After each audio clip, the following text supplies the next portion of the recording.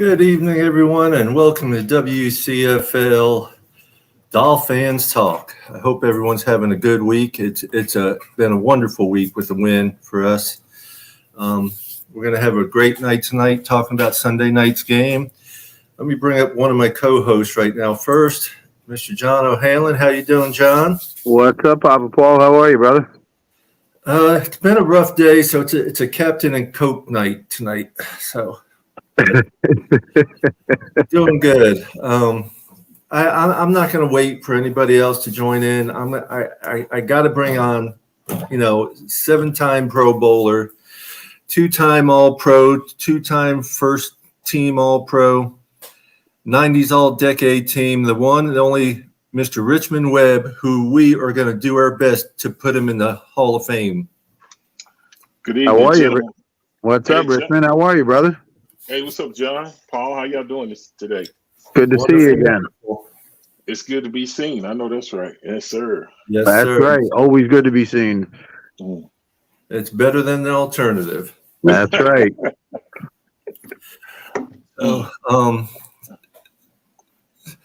What is your take on our team right now, the way things look? I'm really excited about this team. I think, we vastly improved, especially on the defense, the addition of, Vic Fangio. This is Mike McDaniel's second year, being the head coach and installing his offensive system. And then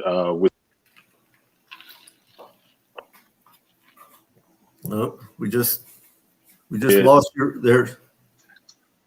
We lost who, me? Yeah, we lost you for a second. Oh, okay. Oh, can you hear me now? Yeah. You came back on right when I started to say that. Okay. But I think we're loaded. I think the main thing, as long as we stay healthy, I think we have a legitimate chance not only to go to the playoffs, but if we play the way I think we can play and play consistently that way, we can really go deep in the playoffs and maybe have a shot at the title. But just stay healthy, and that's one of the toughest things in the NFL sometimes to do. You can't control the injuries, but for anybody, that's a tough thing. People talk about Tua staying healthy. Well, everybody who plays in the NFL needs to stay healthy. We don't want to see things happen like what happened to Rodgers last night. No question, and that's one thing. I remember when I was playing, we would tell guys that were backups, you're backup, but you're one play from being the starter, because if the starter goes down, you got to go in and fill that void or that gap. And a lot of times, I think what a lot of people don't understand, just because you're a backup, a lot of times, depending on the player, it could be a significant drop off in the level of play or caliber of player. But everybody can't be superstars on the team, so you got to kind of pick and choose your spots. But you still got to be ready to play and go out there and compete and stuff like that. But you're right, after 4 plays, you see Aaron Rodgers go down, and then you get the news today that he's out for the season. So that was a bummer. But you don't wish bad on anybody. But yeah, that was a tough one there. I've had teammates and stuff like that happen too. So yeah, I could feel it.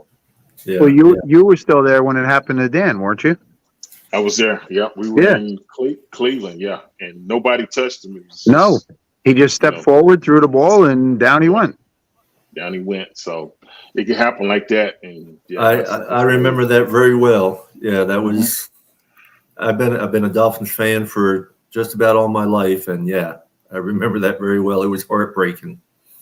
It was, it was, and then I think Scott Mitchell, a guy got drafted. He was 4th round pick. He was quarterback. He ended up coming in, and I remember that. The first play he made, first couple plays, he might threw an interception, and he came to the sideline. The guys were gonna be all right, but he got it together, and man, he really ended up having a really good year and ended up signing a big deal with I want to say Detroit Lions. I think. I think that's who it was. Yeah. Mm-hmm. Yeah. So you got okay, Mr. Webb. What was one of your favorite memories playing with Dan Marino? I think, just for me, playing with like when I first me and Keith got there was Marino, Duper, Clayton, and so these are guys that you saw on TV, when I was in college or whatever. Yeah. And, then you get drafted, and you get in the huddle with them, and you kind of almost got to pinch yourself and say, wow, I'm really here. But I think the thing is just the way they approach not only the game but practice, how hard they worked, and then you kind of understood why they were so good and so effective in crucial times. And then I think the first time we actually did a 2-minute drive, we practiced it in practice, but when we first did it and we flew down the field, it was like, man, I can't believe it, because I came from Texas A&M. We was an option team, and then we would sit back and Dan would throw the ball, and before you know it, we sprint to try to get on the line. And before we can get set, he's snapping the ball again. I mean, it was. We moved down the field, so it was almost like I couldn't believe it. So those are some of my fondest memories. Yeah. Well, I just want to give a shout out to Raphael Courtwright, who's watching, and John Featherline, who's always here. But Raphael said, "Thank you, Mr. Webb, for coming to Papa Paul's show." And then we have Dolphin State of Mind out there watching. Appreciate you guys. Make sure you hit like and subscribe to us. Let's go ahead and jump right into it. I want to. Okay. How do you see our O-line for this past Sunday? To be honest with you, I was concerned. But they did an exceptional job.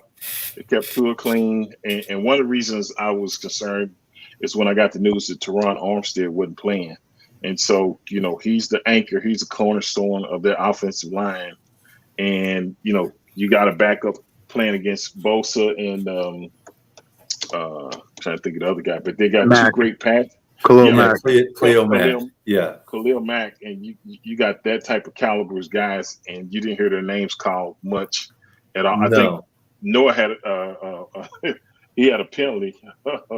Bosa had a penalty. That's about the only time I heard his name called. It wasn't many times. I think we could have ran the football a little bit better, but I think being on the road, the noise, to be able to come out of there with a win. I mean, it was a dogfight. And it just lets you know sometimes games are going to go like that. And we were able to pull it out. But they gave Tua the time to, get the ball to guys like Waddle, Berrios, and, of course, Cheetah. He had a huge game. It was great. Yeah. Craig Craft, too, was – but, yeah, I think all of us were truly worried about that O-line when we heard Armstead was being out. And Lamb stepped up. And took care of it. And Eichenberg, they all did a great job against that defense. They did, yeah. We had a couple of problems with the snap early on with Connor and Tua, but it seemed like they kind of got that fixed and we were rolling. But other than that, I thought they played pretty well. Yeah, that was the only things, and we only had the one interception, but he was not sacked at all, which is against the Chargers. That's good. That's real good. Yeah. Anytime you keep your quarterback clean, regardless of who you're playing, that's huge. So, yeah, hats off to the whole line. And I think it seemed like Tua moved around more than he did last year. He moved up, he moved out to the side, all that stuff more than he ever did last year and stuff. He's really improved in my book. Oh, no question. And I think he's one of the hardest workers. It seems like whatever he needs to work on, if it's an area, he goes in the off season and really works on that to really, continue to improve his game. And he's been that way. Even before we drafted him, he had the hip injury. But for him to work to get back to be able to play his rookie year as early as he did, I thought that was it. So he's a hard worker. So that's a good thing. Yeah, I think we hear that quite a bit, and I think that's one of my favorite things I like about him. Now they only had the two running backs in, really. Why didn't they bring Chris Brooks in and stuff? Do you have any idea? Sometimes it's situational, or formations, or certain plays that you play that you use certain guys, but he's probably the third string guy out of the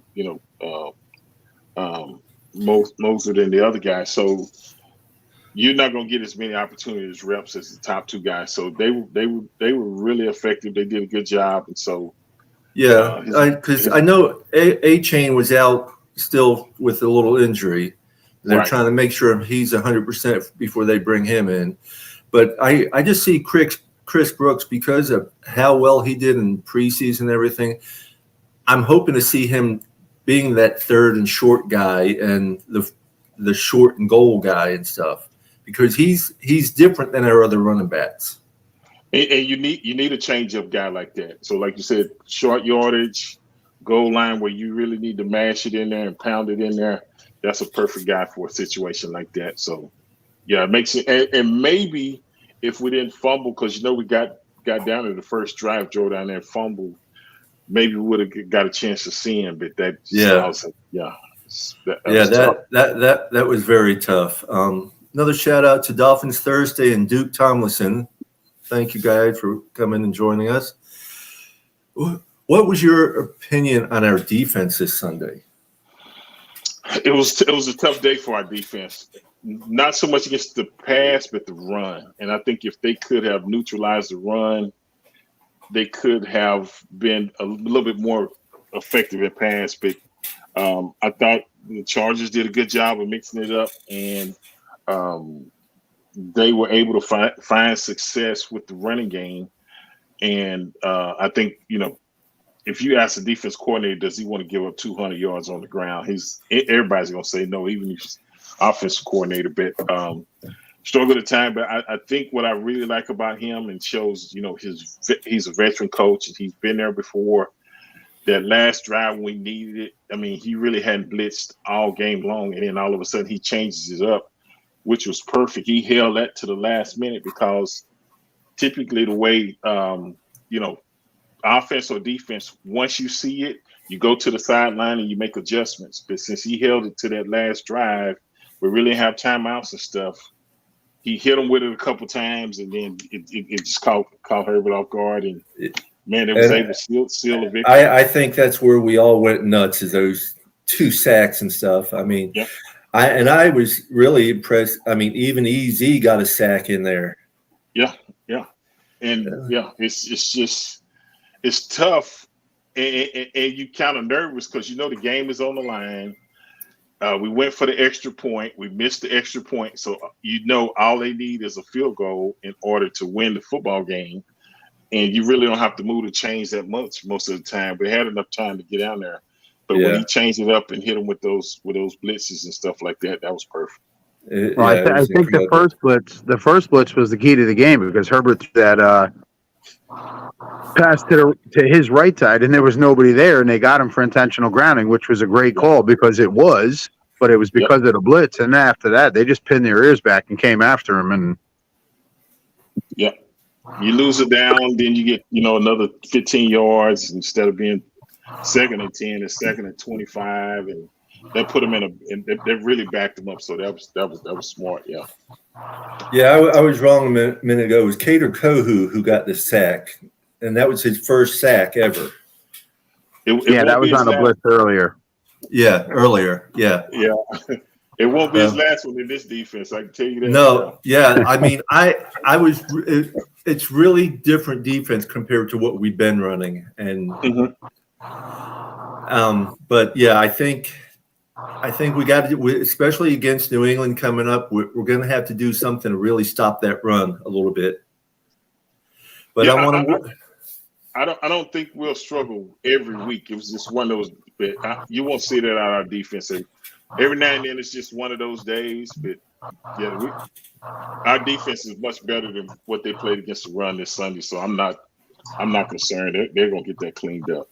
Let me welcome my other co-host, Dolphin Winters, in. He's a little late, but better late than never. What's up, Winters? What's going on, gentlemen? Mr. Richmond Webb, it's an honor to be interviewing you on here, and it's an honor to meet you. Sorry for my lateness. No, you good, brother. You on time. Don't worry about that. Yeah. Listen, I've been running around. I'm going to be heading up to New England on Thursday, so I'll be up there to watch the boys play. So Okay. Cool. yeah, definitely excited.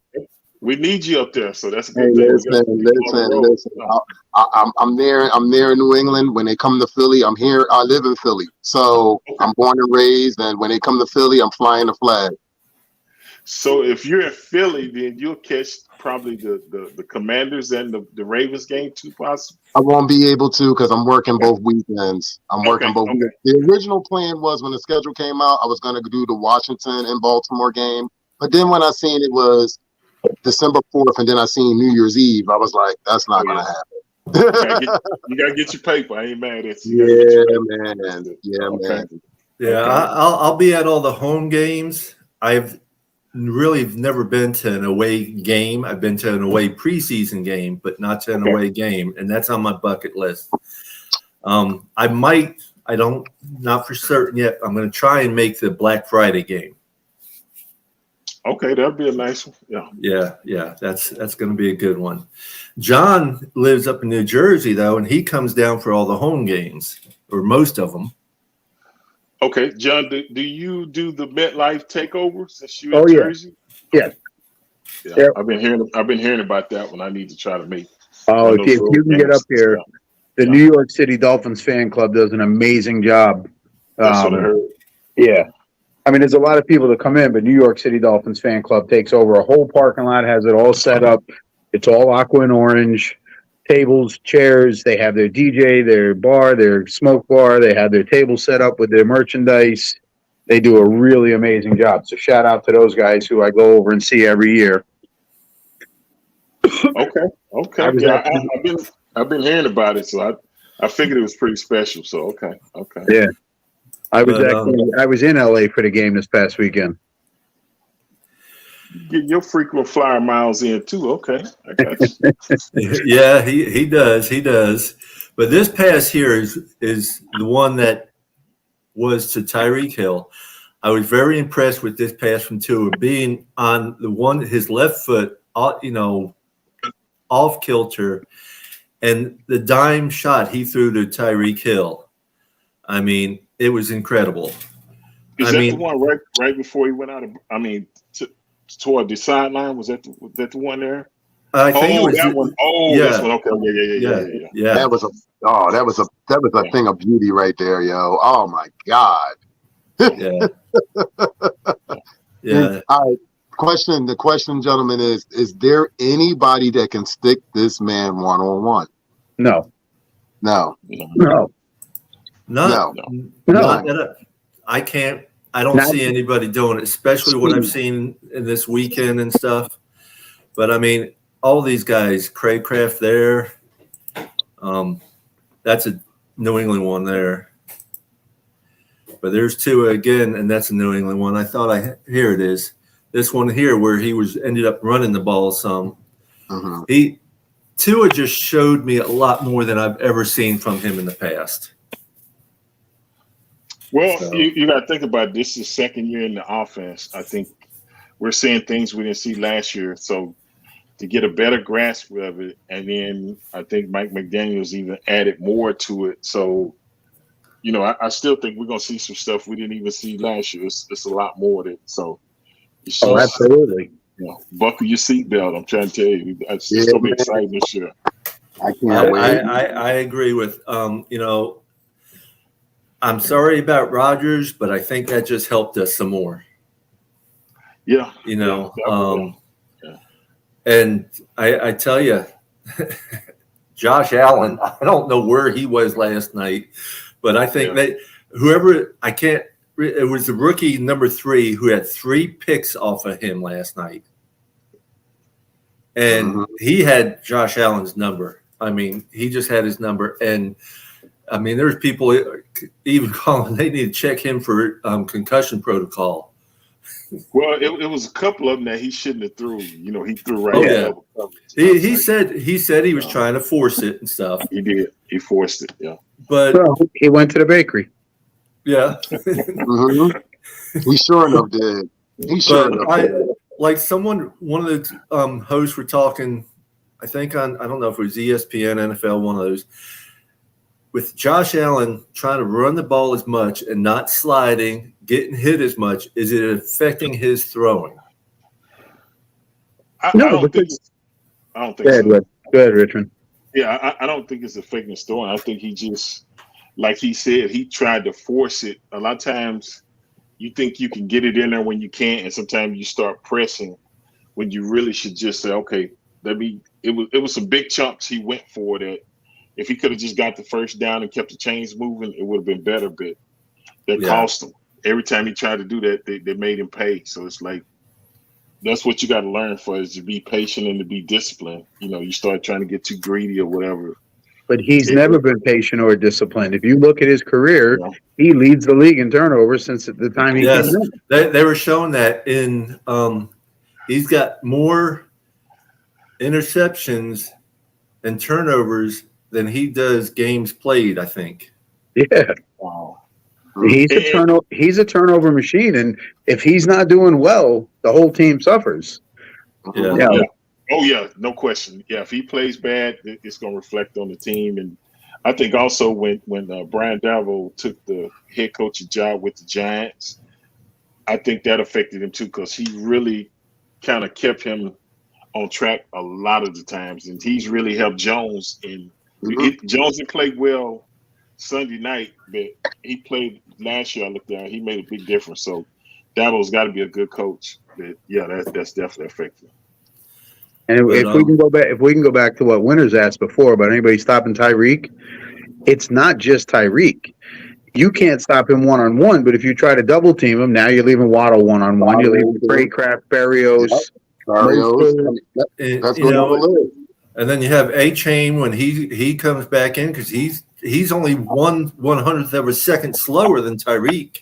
That's our sleeper, man. Let's keep him in the cage. Let's keep him like quiet. I swear, when we unleash him, and I'll be honest with you guys, I hope we unleash him against Philly.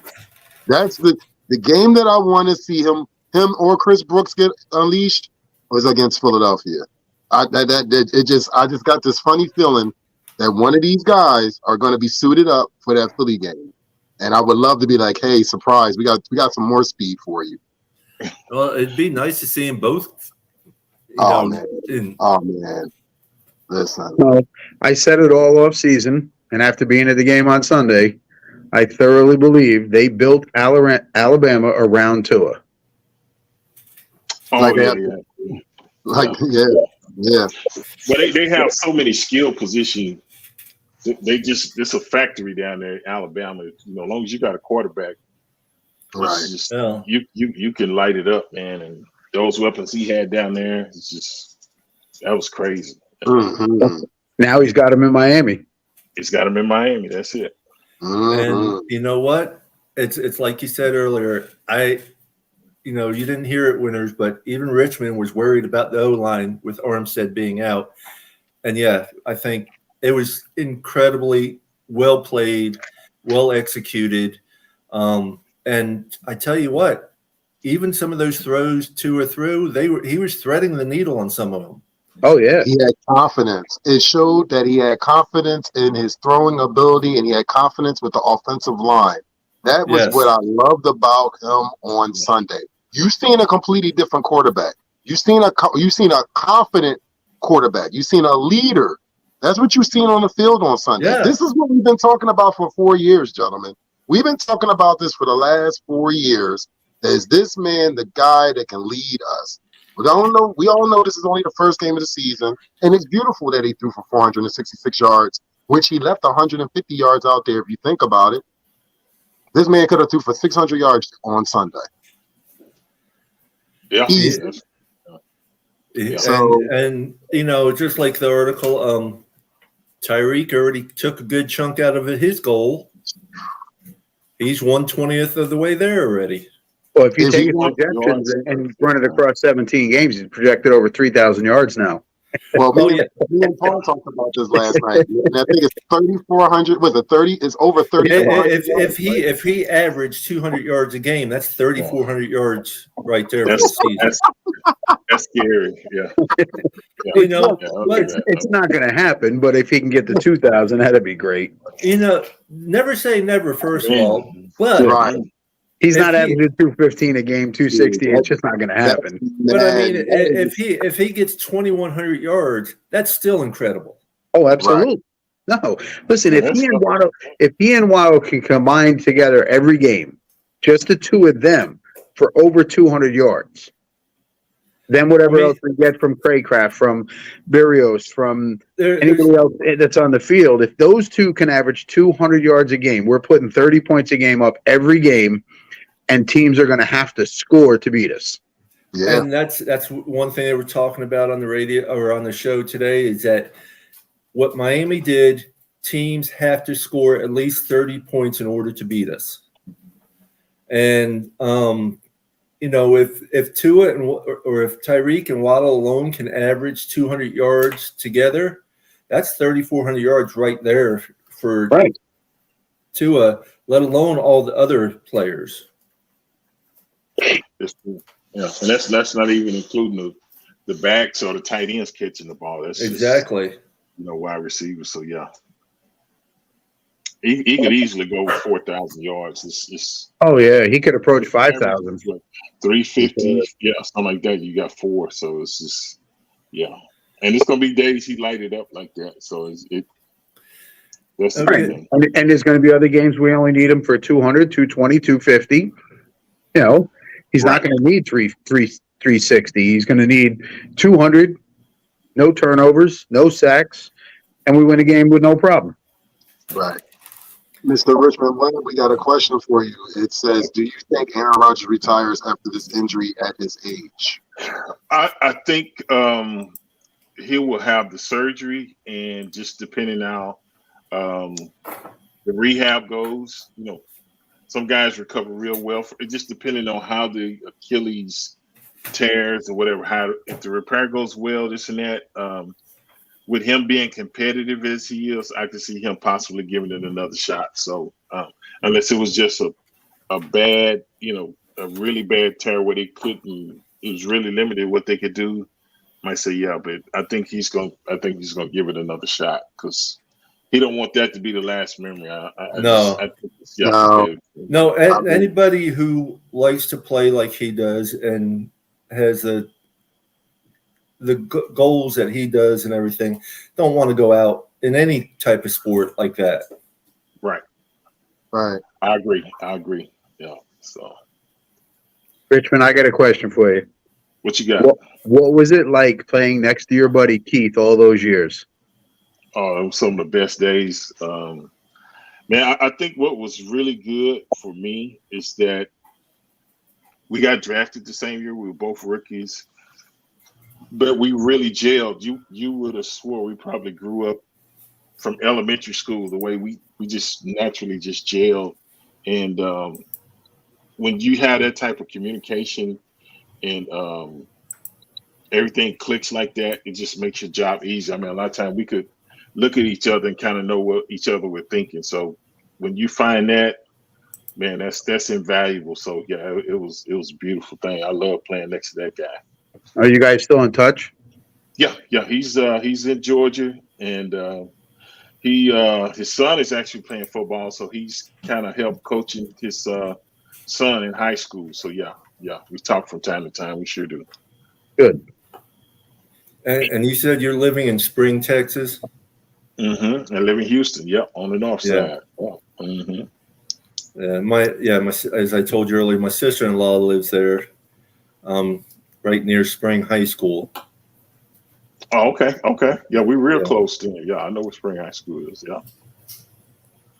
I used to have family down in Galveston. That's on the south side. I know where Galveston is. Yeah. Okay. Yeah. Yeah. Like I told you, I loved it out there. It's beautiful country out there. Just we moved back home to be closer to my in-laws to help them out, which I don't mind doing. I love helping people. anytime you can give back, bro, it's a good feeling, and eventually, you know, the tables turn where somebody gonna bless you. So yeah, that's a good thing. So yeah, and it's beautiful in Florida too. So yeah, you ain't like you got stuck somewhere. So we have 2.5. We have 2.5 acres here. Whoa, okay. Well, it's not like the 10 acres I had out in Texas. So. Oh, you had 10 over here. Okay. Yeah, okay. yeah. Well, I used to be a ranch manager of a 200-acre ranch, which I took care of by myself, really.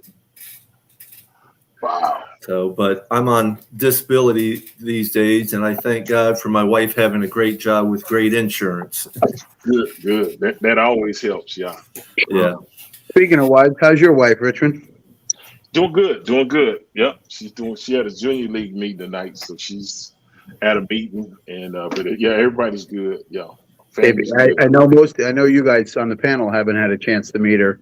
I got a chance to meet her on a cruise, and what a wonderful lady, putting up with all the fans bothering Richmond and always smiling. And, you know, I went over and said, can we take him? Oh, I'll take the picture for you. You know, and I'm like, she was just absolutely, what an amazing lady. Yeah, we had a good time on the cruise and all that. That was you know, that was my first cruise, John. So it was my first cruise as well. Yeah, it was my first one. So yeah, we're gonna do it again. Oh yeah, well, I told you about my 2-week cruise I did coming back from Portugal, Richmond. Yeah, it's just a lot of fun because you're not just in one area. You're seeing other countries or islands or whatever you want to say. And so there's always something to do on the ship. That's true. Yeah. You don't have to get off the ship if you don't want to. Yeah, exactly. Right. You're exactly right. Yeah. Hi, Miss Pam. Miss Pam is one of our regulars on the panel. What's up, Miss Pam? Hey, Miss Pam. Hello.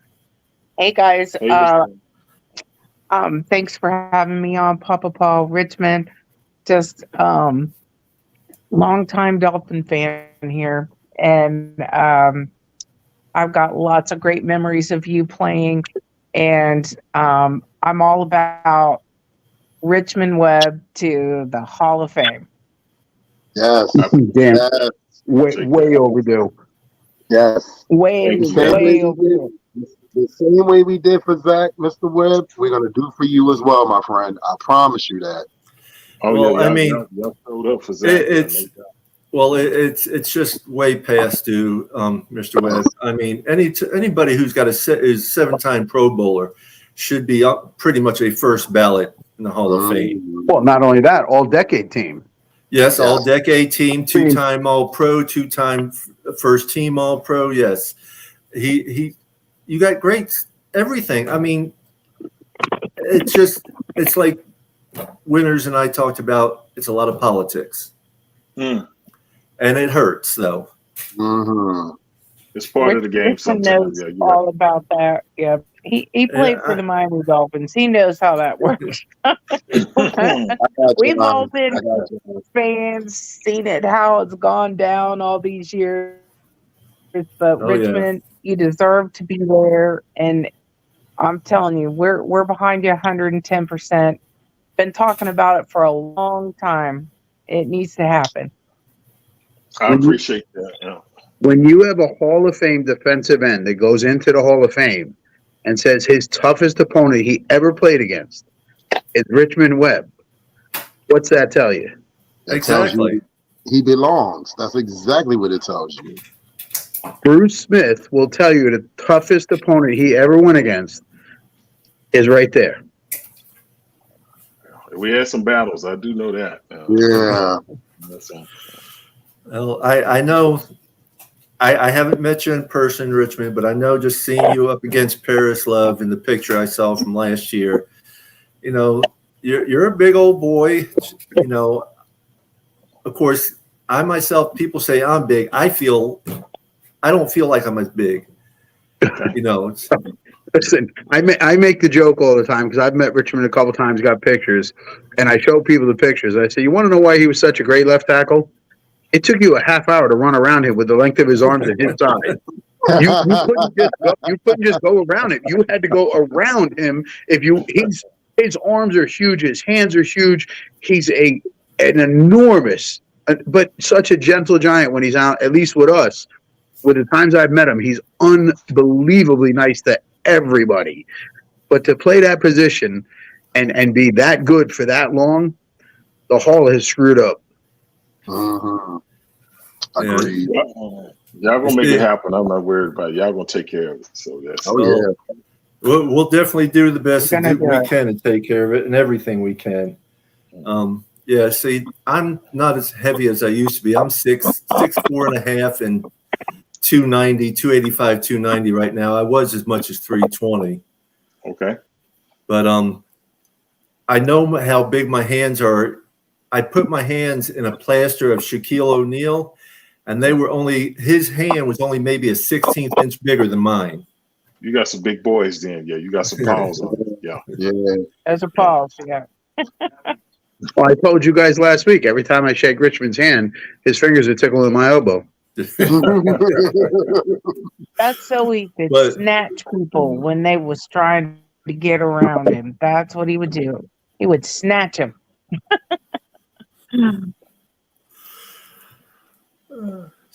So who was one of your toughest opponents you had to go against? Yeah, I think John said it. It was Bruce. Having to play him twice, sometimes 3 times a year in some years is just, he did everything well, and it was just 60 minutes that, he wasn't giving up, and you was going to have to fight like hell. But yeah, that was the toughest guy by far. Good thing Reggie White was on the other side. Those two were in a class by themselves, but he was on the opposite side. But yeah, Bruce was the toughest guy I had to play against, no question. You have any questions, Miss Pam? Yeah, so I just was wondering how you felt about the game Sunday and how you see our team this season. And do you see, I felt like the offline definitely, we weren't talking about them. You know what I mean? We weren't complaining about them. So what did you think about those 3 things? Yeah, I think the thing I felt really good about going into the game against the Chargers. I knew it was going to be a matchup, and then I knew it was going to I figured Tua would be hyped because he's playing against Herbert, and they were picked right after each other. So, you're in the same draft class, this and that, and you want to battle against that guy, and whether you play golf with him or not. So I knew that. But just the additions we made to the team, bringing in the defensive coordinator, Fangio, this and that, I felt good. I did get concerned. I think it was Friday. I think they made the announcement that Teron Armstead wasn't playing. So I'm not going to lie. I did get concerned because, Khalil Mack and Bosa were the 2 rushing ends. But, I mean, we kept them quiet all game long. So that was huge. And then other than the defense not stopping the run, I thought we played pretty good. So, and then the other thing was, about this team, they came to Houston and scrimmaged against the Texans before they played them in preseason. So went out and watched them, and, just from being around them, getting that up and close with them, I mean, they're really confident. So it's like they know they're good or they believe they're good. And I talked to Robert Hunt. I had met him when I came down for the Cleveland game right before the game. And I told him, I said, man, I like the way that y'all are confident. And they believe that, if they play the way they should, barring injury, we should have a shot to go deep in the playoffs and, possibly a Super Bowl.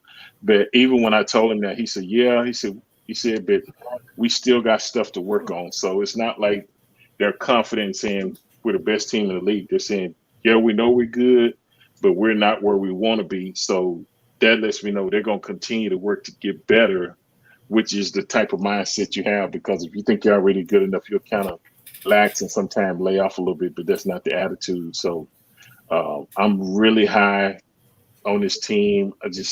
We just got to stay healthy. We do that, we're gonna go a long way. One thing I got to say, which I noticed, Sunday, I think we only had one flag against the offense. And last year, I mean, the offense was constantly false starts or holding and stuff.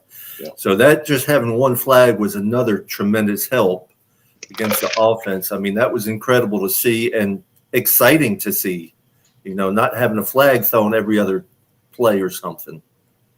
No question. And like I said, that's really big, especially when you're on the road, you know, playing the opponents, not like they were playing at Hard Rock, you know, we're at SoFi Stadium out in Los Angeles. So to be able to maintain your composure, focus in, and not do the little things that can cause you, instead of being 1st and 10, now it's 1st and 15 or 1st and 20. Not saying you can't, but you're making it harder on yourself than what you need to be. And so they're playing smart football. And when you can do that on the road, you should definitely be able to do it at home. So that was a good thing. Well, I'll tell you, I was in that stadium and it was 50-50. That was not a home game for the Chargers at all. I'm telling you, there was 50% of those the fans in there were Dolphins fans. I mean, I looked at a lot of the videos today. That's the way. And I agree with John. I mean, just seeing all the aqua in there, and then hearing the noise when the Dolphins did something great or something, you would almost think it was a home game for the Dolphins. Yeah. Well, every time the Chargers got the ball, we were all standing and yelling and screaming and making as much noise as we could to make it hard on their offense. Yeah, exactly. Yeah, and I think I love. Go ahead, Pam. I was just going to say, I love that because as Dolphin fans, you know, I can't tell you how many times I was the minority sitting at a Dolphin home game. And that used to just make me so mad. So I love how we travel as a team. And I was going to ask you if I could also, Richmond. So did you give our guys any words of advice or any, you know, pointers or anything, because they could learn from you? Yeah, you know, when I was there, like I said, I spoke to Robert Hunt, I spoke to A-Chain. You know, we came from the same college, and then I just hung out with I got, you know, talked to Dan, Nat Moore, and then Mark Clayton lives here, so Clayton came out to practice. So it was just, you know, reminiscing with some of my old teammates and just hanging out watching practice. We did that, so that was really good. But as far as addressing the team, right, I didn't have to do anything like that. But I did get a chance to speak to a couple of the players, and I did get a chance to talk to Sam Madison. We was teammates as well, so it was good. It was good to see him and some of the, you know, the guys, equipment guys, and the trainers. There's still some people there that actually was there when I was there, believe it or not. So anytime you see those, it just brings back real good memories and remind you of the good old days. So I did get a chance to interact with them and spend time. So that was great. Well, I mean, that's just exciting talking about Sam Madison and you guys. I mean, that just was our heyday in my mind. Of course, you know, 72, and I was around for that as well. But it was so exciting. Don't believe her, Richmond. She's not that old. Don't believe her. I figured she was pulling my leg. I was going to let her go with it for a little bit. Yeah, I love that. Thanks, guys. But just you talking about, you know, seeing them and talking with them and my memories of y'all being on the field, I just have to thank you so much. Oh no! Well, we need you for support, just like, you know, y'all appreciate us, but we appreciate you as well. And what I was going to say earlier is, like, when he told me it was almost 50-50 in LA, I've met, I think it's a Northern California and a Southern California Dolphins fan club. They're pretty huge. So I met a lot of people from that a few years ago. I think NorCal, his name's Mark, but they call him NorCal on Facebook and stuff. But he had a Mark Angelo. Yeah, we played the Jets a few years ago, and he had a big get together at Bo Campers, I met a ton. I even met people from Mexico. I mean, it was like, man, they came down for a home game, so I can imagine what it was when we went out to like California. So it's good, and it feels good, like you said, because that takes a lot of pressure off of us. The more fans we have at an away game, because it makes it where that team can't make as much noise and stuff in there. So that's awesome to hear that. Well, I talked to a couple of Chargers fans, and I said to him, how is there so many Dolphins fans out here in California? And the one guy explained it real well. He said, if you remember the 90s, LA didn't have a team. Raiders were in Oakland. Yep. Chargers were in San Diego, and the Rams were in St. Louis. So a lot of people became Dolphins fans out there because of Marino and the teams you guys were on, throwing the ball all over the place and moving it and scoring, and they became Dolphins fans because of that. So there's a lot of them that actually live in that area that are actually Dolphins fans. And I've known Mark for about 15 years. Long before Facebook was a thing, we used to talk on the Miami Herald had like a chat page, and I used to talk with him. And I've gone to a few of those fan groups, Richmond. I hope you plan to come back sometime, because I would love. There's something in the off season they have in California. It's a big get together. It's the SoCal picnic. That's what it is. Yeah, the SoCal. Yeah, I didn't go this year, but I did go out last year for it. Yeah. Jason Miller runs that one. SoCal, nice guy. Mark's a great guy. You know, they run good fan clubs. A lot of the North Cal comes down to the South Cal picnic. But they had Chargers fans there as well. They had Raiders fans. They had Frisco fans at their picnic. You know, it's a football celebration. You can't beat that. When we can get together and everybody have a good time, and you know, you rep your team, but as long as it's respectful, that's the way it should be. So that's good. Yeah. Well, I want you to know I am a diehard FSU fan since 7th grade, really, but I do like Texas A&M because of living out there and stuff. Oh yeah. And you was right down the street. Yeah, I was right down the street. I had to go up to Texas A&M quite a bit with horses and stuff. Yeah, so, the horses, reiners. What kind of horses you had? I had race horses. I had draft horses I had to deal with, you know, and paint horses of my own. Okay. Roping horses were mine. Roping, okay. He's roping, okay.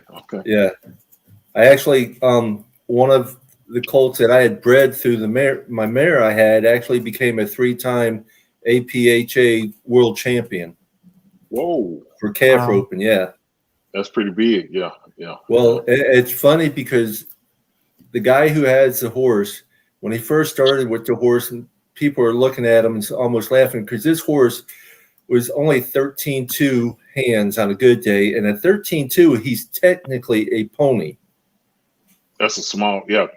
Normally around 14, 13.2 is small. Yeah, that's a small horse. But this horse was every bit as wide as he was big. He weighed out at 1,300 pounds.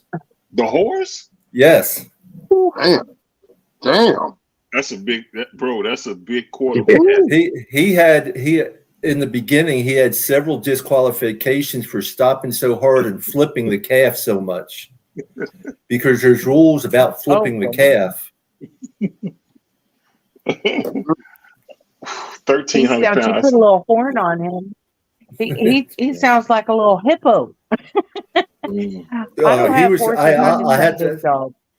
I'll have to bring a picture on sometime for you to see, but he was just a stout boy. But I mean, the guy himself that rode him wasn't a big guy. He was short. So, but when he would put the brakes on, he could just literally just walk right off the horse. Yeah. So, man, okay. Okay, real quick. What is your outlook for this coming Sunday's game against the Patriots in New England? Division game. I still like. I think we win this game. I think we clean up some stuff that defense.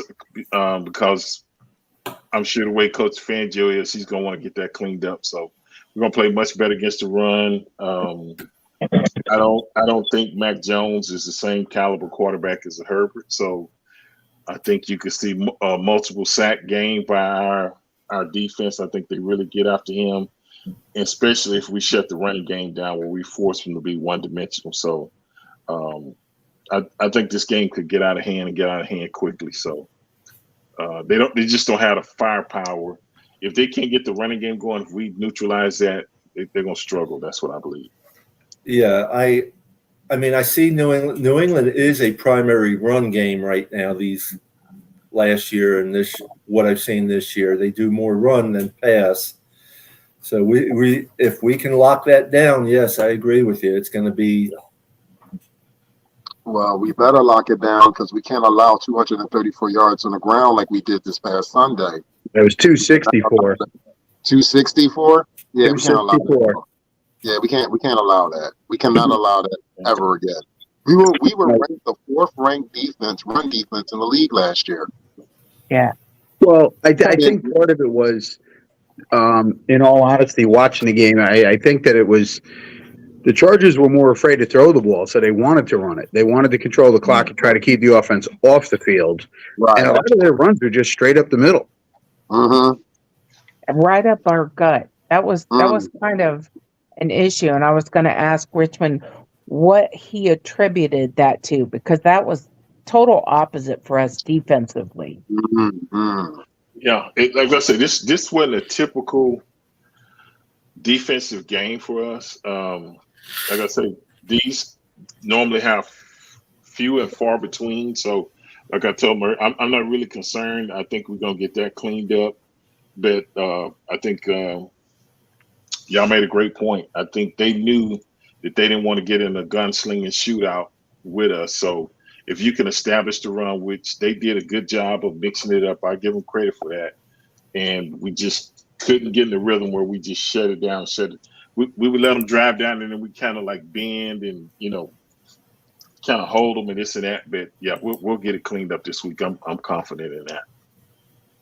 Do you see that Richmond as being attributed to a new defensive scheme and coordinator? Do you see any of that as part of the issue? No, it's just like anything.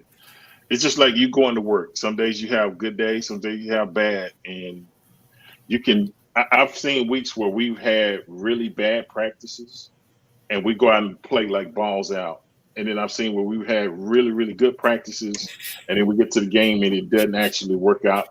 It just happens that way sometimes. That's just the way I explain it. But as long as it's not a consistent pattern, which I don't believe it is, I'm not worried about it. It's one game. I think they're gonna get it cleaned up, and we'll be playing Dolphins defense, this and that, and everybody will settle back down. But yeah, I don't see us giving up that type of yardage weekly against teams. I think our defense is way better than what they showed against the run, so I'm not concerned at all. I agree with that.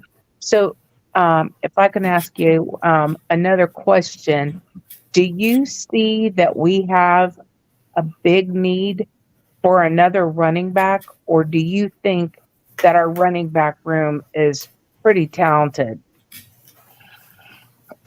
I think our running back room is pretty talented, and I don't know. I just got a feeling that we still could pick up somebody before the trade deadline. I know Cook went to the Jets, and then I think they were really trying to make that deal for Jonathan Taylor, yeah.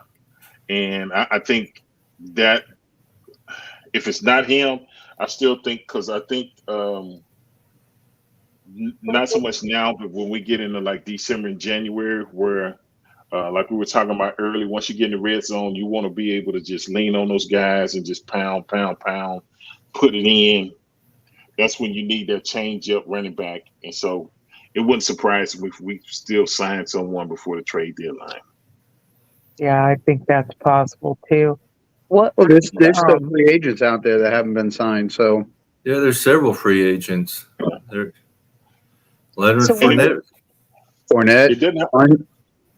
Fournette will be a good one. It doesn't have to be a guy that's going to break the bank. You just need that guy that's really effective at what, picking up 3 or 4 yards, or the kind that had a defense scratching their head. Like, if we stop him and then he moves the chains and keep it going, that really mentally wears on the defense when you're trying to stop them and get them off the field and you can't, and they're just eating up the clock. So either you got to burn your timeouts or, you got to do something, because once your defense gets tired, those 3 and 4 yard runs turn into 6, 7, 8, 10-yard runs. So I think we're looking for that type of guy. I don't know who it'll be, but I just believe we're going to sign somebody before the trade deadline. So I still think we're in the market for somebody. I do believe that. I agree with you with that. I think we are too.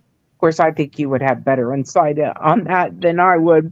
I don't. I'm just I'm just giving you my opinion. But yeah, because I think with all the weapons they added, that's basically the only missing piece. You know what I'm saying? That really bruiser type running back. So if you get that almost, that's almost like the trifecta. So that's why I believe, and I think that's why they were so going after Taylor after Cook made his decision, because I think they seemed like they went after Taylor harder than they did Cook. So, and I think because of the age difference for one, right, and that's something you got to consider too. So yeah, you're right about that. It's a good point. So what did you think of Brooks? I like Brooks. Yeah, I like him. Yeah, I like him. I think he's a good back, but I think if we upgrade, it might be, he might come into question whether we keep him or not. I'm not for sure, but yeah, I like Brooks. I don't have a problem with him. I'm just, voicing my opinion, because if we would have signed Taylor or Cook, someone was going to have to go out that running back room, and it seemed like it possibly be him. I don't see Mozart or A-Chain or those guys going. So it's, Well, I mean, Brooks is unproven right now, so it's if he proves himself, if he gets in and plays and proves himself that he can be that bruising back, maybe we won't have to. But I don't know how many chances he's going to get to do that. Yeah. Mm-hmm. At least not early in the season. Later in the season, maybe. Was it a question up there? I was talking. Yeah, there's one question up there. It's what was your favorite game you played in? Favorite game? That's like your favorite child. Oh. I mean, I think I used to like playing Buffalo. I mean, a lot of times we didn't win the games, but I used to like playing them because that was a team that, if you knew you could beat, that was a team to go through to get to the Super Bowl, and we didn't get it done. But that was probably our toughest opponent. So I used to like playing Buffalo. It was tough. It wasn't an easy game, but I think you want to see how you measure up against everybody. And at times we get them, but sometimes we didn't. But I'd probably say Buffalo was probably one of my favorite opponents to play against. Up for the challenge. That's great. So you had mentioned, that we had kind of shut down Bosa, which to me, that showed the advancement of the offensive line, because the only time you heard his name was on a penalty. So I loved that. So I wondered what you thought about, because I think he's probably one of the better defensive guys we would face. Yeah, he is. I think his little brother Nick is probably a little bit better, but he is a really good player. And that's what I was saying about Austin Jackson. Austin Jackson started out good last year. It was just once he got injured, that high ankle sprain, he just never kind of regained his form. But like you said, you didn't hear his name, and Austin seemed like he's more comfortable at the right tackle than he was at the left tackle. I mean, he's a very athletic guy. He can move this and that. So for him to kind of neutralize Bosa like that, did on the road, this and that, he did a good job. So yeah, even Lamb, the other guy, they did a really good job against those edge rushers, and it allowed Tua to make some of the plays that we were able to make to the receivers and stuff. So they did an outstanding job. Well, Bob Sampson says, "Look, it's my future Hall of Famer." Shout out to Bob Sampson. Bob Sampson, he's our Finn assassin. He wears that wrestling mask all the time. Yeah. Shout out to Bob. What's up, Bob? Yeah, I think we're friends on Twitter too. I know who you're talking about now. Yeah.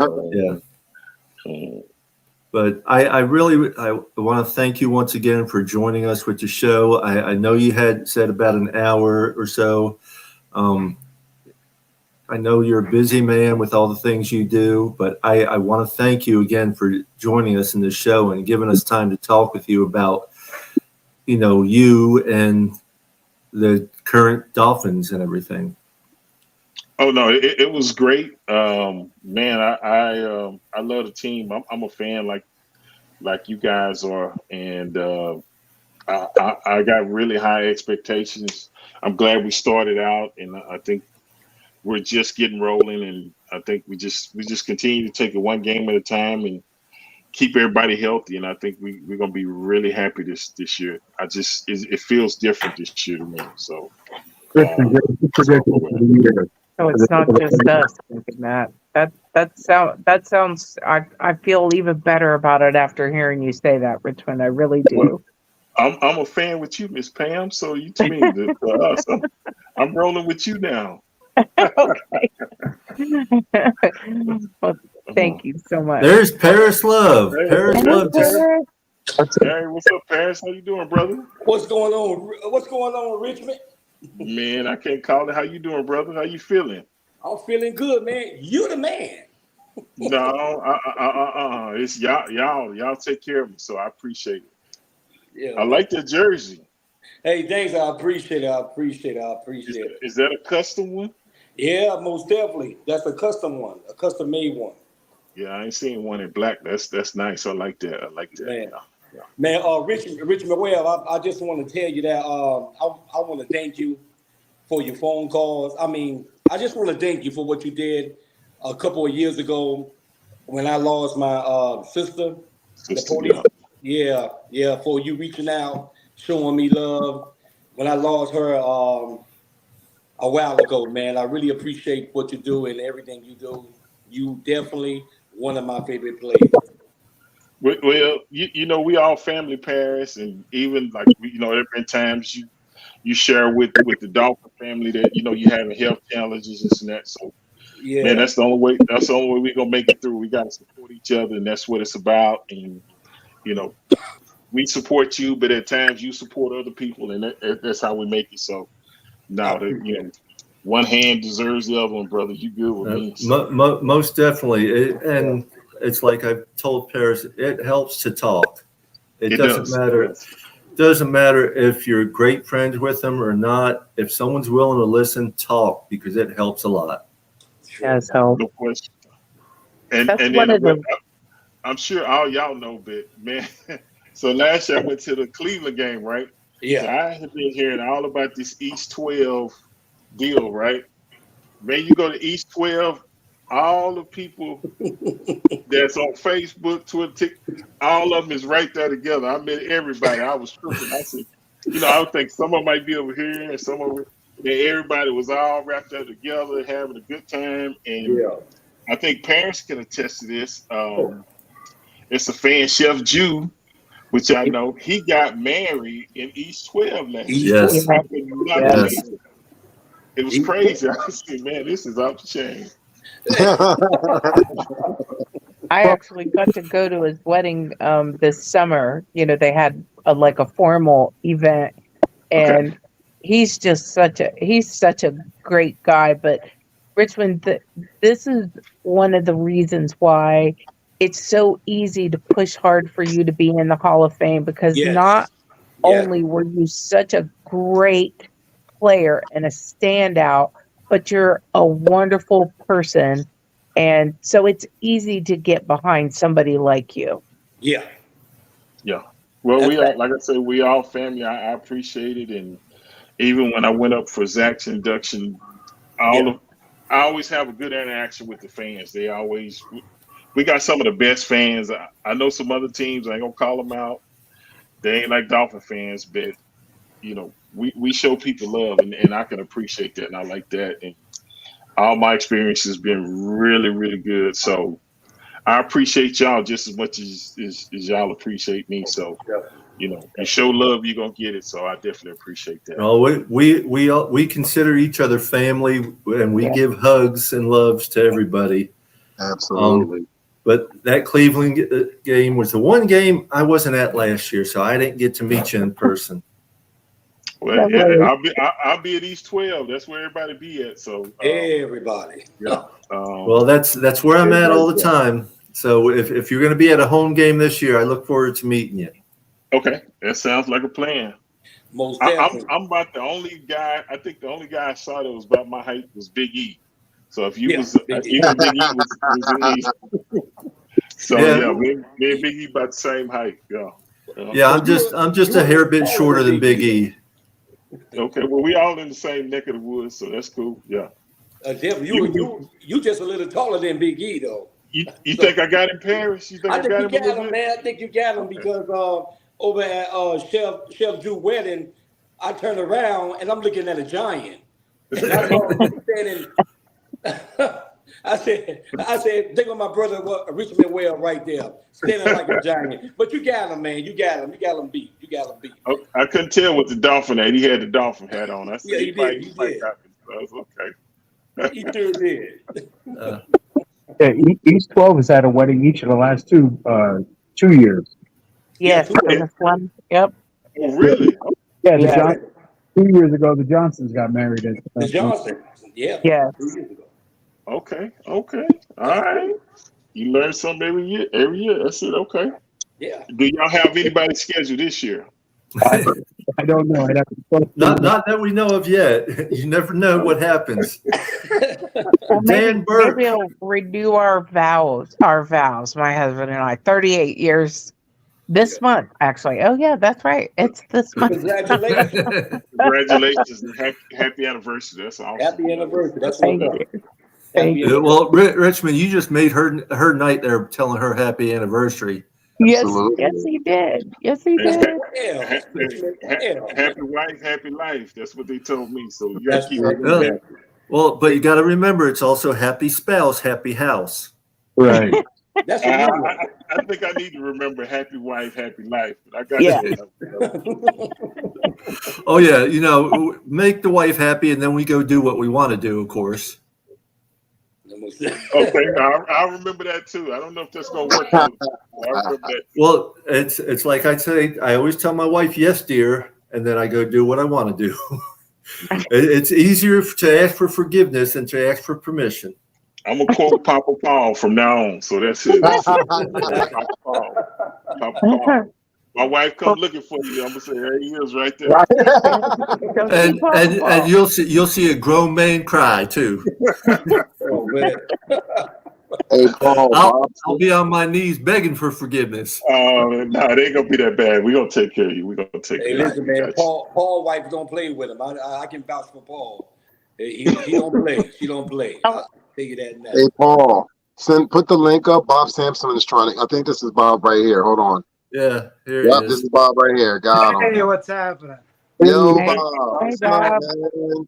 What's up, guys? What's up, What's going Bob? on? Yeah. Glad you could join us, Bob. Hey, you got the chain handy? Can you guys? I'm sure most of you guys saw this. I had a chain made too. I think Bob's going to take it to every away game for us. Hey, there we are. Can you hear me? Man with the man. Yeah, Yeah, you have the Okay, chain, good. Bob. What's that? You have the I do. chain. Yeah, I got it. I got it from Dan today. I'll take it up to New England with me. I had a chain for Gary, so everybody could still take pictures with Gary. Put it up so Richmond can see it, Bob. Oh, hold on a second. I got to go get it. I have it in my car. I have it in my car. Man, Oh. Richmond, you never. I'm Bob sure took everything in that car. Hey, man, Bob is a good dude, man. Bob came all the way down here to Homestead, Florida, to surprise me and see me, man. I really appreciate you too, man. You're my guy, Paris. I'm going to make sure everything about you is okay. Where's Bob at? Up east? Where's Bob at? No, I'm in Margate, Richmond. I'm in Margate, Broward okay. County. Yeah, Yeah, we came from Margate to Homestead, the end of Homestead by the Keys, where I live. That's right. That's a wrap. man. That's a You wrap. know, That's a wrap.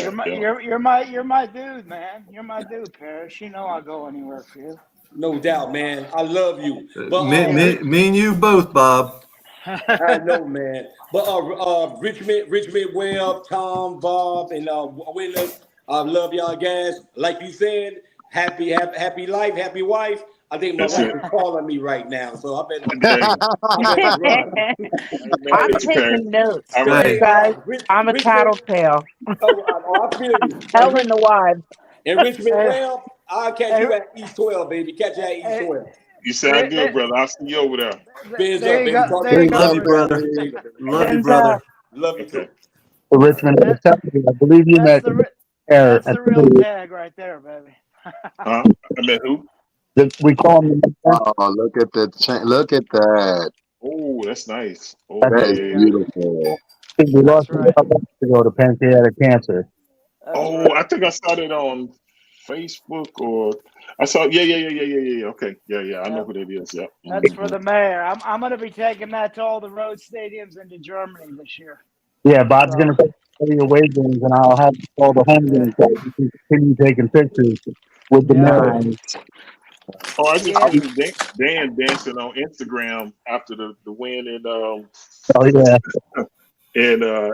SoFi Stadium. Yeah, he posted something on Instagram. I saw him dancing in the stadium. I said, "Yeah, that's okay." Yeah, dancing, and I'm not sure what it is. Yeah. Woo! Dan was moving. I don't know if you really call it dancing, but he was moving. Okay, we'll say moving then. Okay. That he knows the DJ, and she played Mo Bamba in the stadium for him. Oh, that's nice.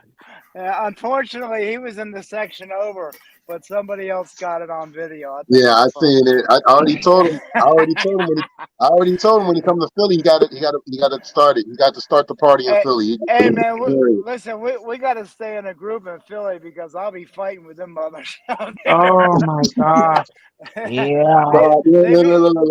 Bob, I'm going to promise you this. I'm going to put the politicking in. We're not having any of that. We're not. No. If I got to go, listen to me. If I got to go on 3, 6, 10, 57, Fox 29, if I got to do whatever I got to do, we're not having that. I've already said, we are coming to party. We are not coming here to fight no damn body. Look, I'm too old. I went through the 80s and 90s with them Jets and Bills fans. Oh, yes. The vet was horrible. The vet was horrible back in the day, bro. It was horrible. It was. Dude. Now let me ask you this about Philly. Yeah. In the old stadium, they had like a courtroom or something in there. They were the very first stadium in the NFL that had a holding cell and a judge on duty. Yes. What about in the new stadium? Is it like that in the new stadium too? The new stadium got a jail cell. They got a new, but you know what? They calmed down since they won the Super Bowl a few years ago. So they have calmed down. I'm not even going to lie to you. They calmed down. Don't get me wrong. You're going to have a few. I couldn't believe that, man. I said, y'all got what? Yeah. The 700 level, Richmond, the 700 level, when it was nightmarish. Okay. It was nightmarish. Like, let's just say this. Let's just say we're lucky not to have the technology that we have now back then. Yeah. Gotcha. That's all I'm going to say. Well, I mean, if we had proof. social Is that what media you're when saying, we were Dolphin growing winner? up. There's no proof. Exactly. Hey, do you want to know? Do you want to know something funny? The reason why, like I spend a lot of money for the tickets that I do, and I sit down in the first row, is because if you sit up in the cheap seats, that's where you have all the drunken fools. And me, I'm an easy target doing what I do. I'm a real easy target. So I sit down in the high dollar seats because them people are season ticket holders and they don't want to lose their seat license. So they may talk all that junk to me and run their mouth, and that's fine. But you generally don't have the people that want to fight. So, and if somebody in a group usually tries to start, which they do, and I do have a temper, even though I'm older, I ain't forgot. It's like riding a bike. I let them know quick. But I don't start it. I just have fun with it. I'm like, look, if you beat us, run your mouth. That's fine. But if we win, get ready. It's coming. Get ready. I have fun, so. It was tough though back in the day, especially the Jesters games. I have names, Richmond, for all of our other AFC East teams. I refuse to call them by their regular name. My hate goes late. My hate goes deep. So you've got the Barfalo, and you've got the Jesters and the Cheatriots, and I just say it like that because it is what it is. That's so funny. Yeah. It's great, man. But Bob, you got to get with me, Bob. When I get up there, I'll be with Russ. Yeah, I'm going. My friend that sits, I have my friend Don that he comes down for every game. He lives in Providence, but he flies down to he sits next to me. I'm going up there. I'm staying in Providence. I'm staying at the team hotel, but because I have that inner circle now, I can find out where they're staying. But then that's called stalking. I don't think that's legal. Listen. Hey,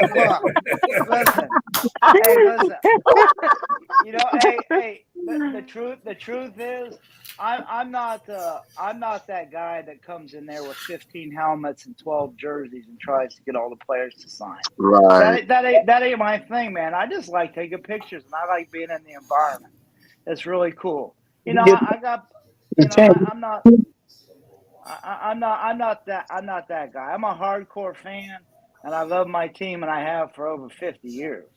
But I'm not that guy. Hey man, can you sign this? I mean, players understand. I mean, I'm sure Richmond, he understands. It's part of the thing, because without the fans, you don't have anything. But I don't bug. As a matter of fact, so many people found out where the team was staying this past weekend that the Dolphins security came down and they got with the hotel security because the hotel wasn't doing anything at first. And the security wound up telling the players to stay out of the players quit coming down to the lobby, and they all stayed up in their ballroom where they were fed and in their rooms. And a couple came down, they went flying out the door quick. And when you've been doing it for a while, like, look, just be cool. Don't be a fool. You know what I mean? Absolutely. They are people that's like us. So yeah, they just but listen, players, Richmond. I'm sure Richmond will tell you. They know that comes with the business too. If it ain't for the fan, if it's not for the fans, you don't. What is there? If it's not for the fans, but look, I have more trouble with the Dolphins than I do with the players, the management, and my representatives. But that's a whole nother story. Hey man, don't worry, we'll have a show about that. We'll bring you on. We'll have a good time. We'll represent the Dolphins well, like we absolutely, brother. Absolutely, I'm looking forward to it. And we'll represent the mayor well. And absolutely, Richmond, if you need to head out, Mr. Webb, that's cool with us. We can. Okay. Yeah. Well, I appreciate y'all hanging out with me, but I do got a couple things I need to get done. Could you get good for the season before you go record wise? I will definitely tell her, and I'll be looking for y'all in East 12 when I come down there. Absolutely. Okay. And be looking for my weekly post, Richmond, on Twitter. I'm gonna tag the Hall of Fame and tag you and tag everybody until we get something done. We gotta get you in that Hall of Fame, baby. Thanks, Bob. Thank you, Richmond. Fins up, Richmond. Have a great night. Fins up. Let's go. You too. Oh, that's awesome. I told you, he was awesome. He's just a wonderful person. He is a wonderful person. Nice guy. Yeah. He looks like he's still playing. He's big. He's still a big dude, man. Oh yeah. I can see why Bruce Smith couldn't get around him. He's a big man. Hell yeah. Yeah. And he was a hell of a player. Him and Keith Sims, Richmond, Keith Sims, all those guys were unbelievable, man. Back in those days, that's how Marino did what he did. Plus, with that quick release too, that didn't hurt. But it's look at Richmond watching. If you Dan Burke, you're doing that in Philly, brother. You setting off the tailgate with that. Dan, we're gonna get DJ Tick Turtle to start the party off with that. Seriously. I told hey Dan, I showed John and everybody I got the chain, so we're gonna take care of Professor Gary or Mayor Gary. Professor, I know Professor Gary. That's why I said Professor. We're gonna take care of Mayor Gary. So. I really appreciate that, Bob. I really do. No worries, but I got to cut out. But I just had to jump in on this one out here. We appreciate you, Bob, and we'll get you on. Maybe one night we'll get you on a regular show. Okay, I'll put all. Well, no, he's watching wrestling, man. He is not missing wrestling to come on our show. No, I'm actually in the middle of work, and I saw that you were on. I took a peek in here real quick. I try to watch, but I do so many different things to be able to do what I do. I'm always busy, man. I understand. I understand, brother. That's the real life. So. Well, I can't wait to see you a week from Sunday.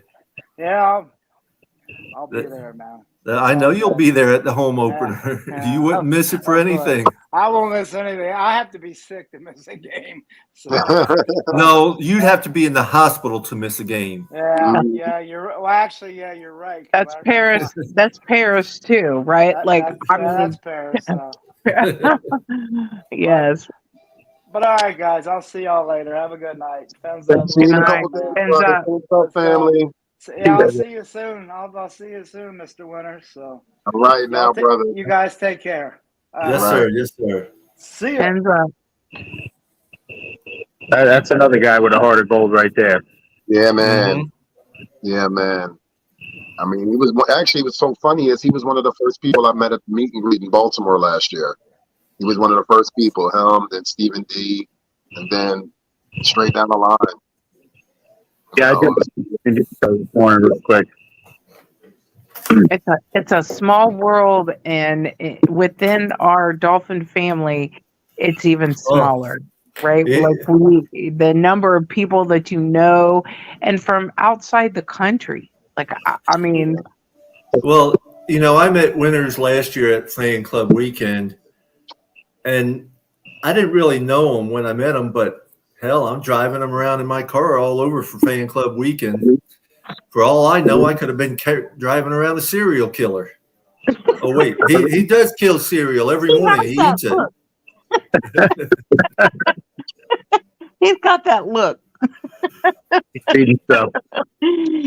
No, that's how it is, though, right? With our Dolphin family, that's just how it is. Absolutely, what family? People for years. Like I said, I've known Mark. It's been about 15 years because it was before Facebook. They were just coming into existence, and there, So you think about somebody from Central Florida all the way across to Northern California, and I've known him that long, and the number of fans. I had like 250 people in my stream Sunday. And, people from all over the world. It just is amazing. And how we all get in there and we're, chatting back and forth and, people, hey, good to see you again. Just all that. It's just so wonderful. Our Dolphin family and community is small and lovely. From promoting your stream, so. What's that? So we've all been promoting your stream, telling people if they can't get the game, jump on and watch it with you. Absolutely. Okay, so maybe that's because we had so many people, like 150 people trying to get into the group, and that's real hard to handle. Because we don't want just anybody in there. We want Dolphin fans, and so we try to go in there and do that, but you know, to screen people, make sure they're Dolphin fans, because you don't want fans of other teams in there just causing your members problems, you know. Oh, all three of us here, as well as Tom and Pedro, we've all been promoting your streaming. Oh, thank you so much. If Thank it you. wasn't for you, Pam, we had Paris Love also streaming too. So you had yourself streaming in your group, and then we also had Dolphin Nation 305 streaming as well. So, you know, we definitely, so definitely. I saw that. Yeah. So that is so cool. I didn't know that Paris streamed before. So that is so cool. I saw that. Well, I don't think he has until this year. Oh, okay. He has in the past. He's streamed before. Okay. What it is, if it's a away game, he'll stream. He has no problem doing that. But if it's a home game, you know, he'll be at the home games. So yeah. I love the fact, like, he was like, look, it's a storm coming through, so if I lose service, guys, I'm sorry. Like, he was breaking everything down, but the stream went very well. You know. Definitely, yeah. And it does happen. Yeah, if you lose power, if you lose internet, there's not a lot you can do about it. If I lose internet, I can still do it with my phone, but then you know, that's the only way. But it's better that people get the game. I mean, I'm telling you, I've done some stuff standing on my head, one hand tied behind my back, you know, everything I can to make sure people can get the game, and mostly it works out, but man, sometimes, oof. Oh man, John, I gotta ask you the question of questions, man. The fucking catch where it was the abracadabra, I'll call it the abracadabra catch. What was going through your mind? Because I've watched this play over 30 times in the last 2 days. How in the hell did he get that ball to Tyreek like that? Dude, he placed that absolutely dead perfect. A half inch before it hits the helmet. Jesus. Man. Oh my God. Yeah. In flags, because Reek was getting mauled, you know, but he kept his focus. I mean, good grief. Yeah, I mean, right there, that's the catch. Yeah, I mean, he put it just past his helmet, and I'm not sure that's the one he's talking about. I think it's the other one where Tyreek's back is actually to the sideline in the corner. Yes. Right, no, that's the other one. Yeah, the other one. Okay, then I don't have that one. He caught a ball on, it was, for me, where I was sitting, my left side in the end zone. I was on the right side, and it was in the other side, and he placed it dead over the defender's helmet, literally by about a half inch. And Tyreek looking at it and just cradled it as it came in, and then the defender's arm came down, but the ball was already there. I watched it literally over and over, and I'm just like, how did Tua get that ball in there? Like, right now, he's always been a precise quarterback. Accurate. Yeah. Oh, damn it! Like, I know, but you look at when they showed them doing or the first preseason game or training camp, one of the two, where they were throwing the quarterbacks were throwing the ball at the goalpost. They weren't really trying to hit the goalpost itself. They were trying to hit the crossbar that was only this big around. Right. And that's when Tua hit it, is where he went jumping around and getting all crazy. He had hit the goalpost itself a few times. Yeah. But it's when he nailed that little crossbar just that big around. Right. Is when he got, because even a couple other quarterbacks scraped the goalpost and all, but none of them ever nailed that like he did. Right. I'll tell you what. I mean, that game, it was a little too exciting for me. I would have liked it. I know y'all would too, to have been a little more out in front, but it was so brilliant. The offense was just brilliant, and Tyreek was crazy out there. Just, I mean, he looked so good. And Tua, he looked so confident. The way he's moving around in that pocket and, avoiding the sack and moving around, keeping his focus downfield, throwing those darts. I mean, it was just so exciting. That's what a leader's supposed to look like, damn. This is all I think. Paul knows this.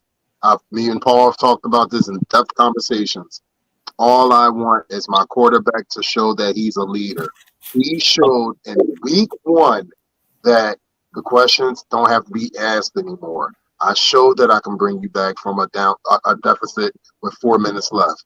I showed you I can sit there and take a drive down the field methodically and with no hesitation. He did all of that. And if I'm correct, this is the second time he's thrown for 400 yards in his career. No, it's the second time. Yeah. Second time he's thrown for 400 and at least 3 touchdowns. Yeah, because he's right. He's number 3 for the whole NFL for throwing that much. Yeah, 466 yards. Marino had 473. Tom Brady had 500 and something. No, but then fourth place is Peyton Manning. No, 5th place is Peyton.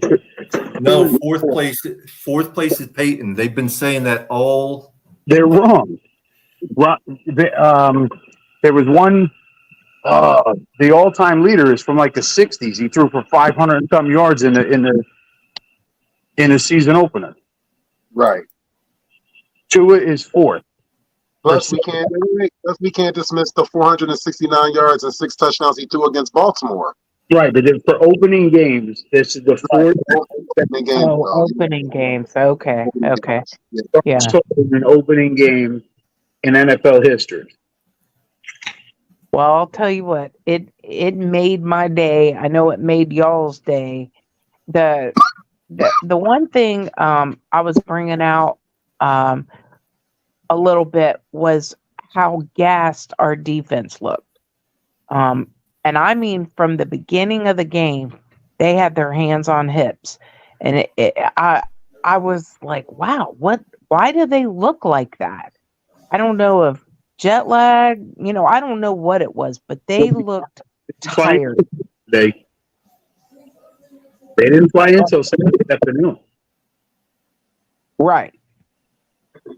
I'm talking about the beginning of the game. They looked tired. They flew from Florida to LA on Saturday. Oh, I didn't realize that they waited that. I thought they were there sooner. I got you. Saturday. Okay. Because I got they were there. I was a whole day ahead of them. Well, that makes more sense to my brain because I was looking at them going, this is not how our defense normally looks. They don't look tired like that. Hands on hips is telling me they're tired. They had enough in the tank to pull out the win, so I don't care 36-34. I don't care if it's 17-16, just win. Yeah. The W was the be all end all. Yep. Doesn't matter. My favorite meme from the weekend was Coach McDaniel by the Hollywood sign. He pulls the W out and said, "We'll be taking this with us." Mm-hmm. Absolutely. So you're looking for that, Paul? I didn't see that. Yeah, and it's not. That's for opening. It's not showing me for opening game. It's showing me all times. But it's who you're talking about is Norm Van Brocklin.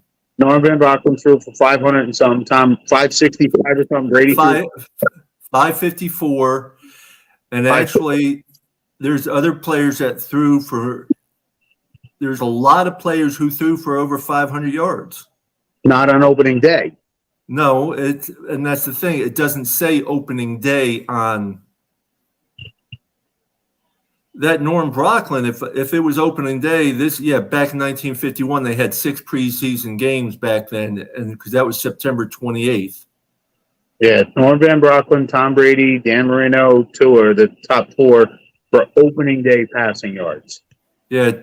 Okay, Tom Brady, September 12th in 2011. That was 517 yards. And I'm trying to.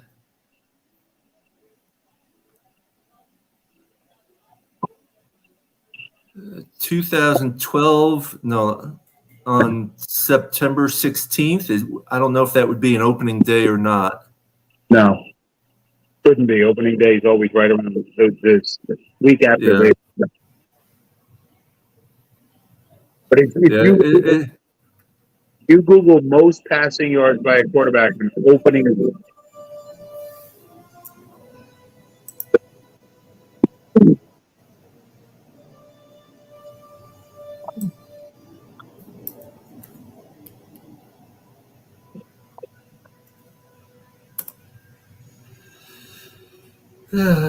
Go ahead and talk, guys. Let me see if I can find. We was dead here for a second. I'm sitting there like, all right, we're waiting. No, go ahead and talk. Give y'all's. I can talk to John and Pam. I know Pam was watching on TV and John was there, so I want to talk more to John than anything. I love the fact that Tua brought up the fans. I love the fact that we made an impact there. And I really hope we make an impact in New England because I got a funny feeling we're going to make an impact there too as well. Tua was talking about it after the game. Barrios was talking about it after the game. These guys, this is amazing. There's many fans here and how loud they were and how they made it difficult for the Chargers offense. Because we were loud. I mean, I was in this section on one corner of the end zone with about 20 rows. And the first couple of rows of Chargers, everything behind them was Dolphins fans. To my right, almost that entire section was Dolphins fans. To my left was a smaller section, but it was at least half Dolphins fans. Maria and the rest of these 12 was in the other same side, the other corner of the end zone. Almost their whole section was Dolphins fans. I sat right behind Big E, and we had a great time watching the game. Wow.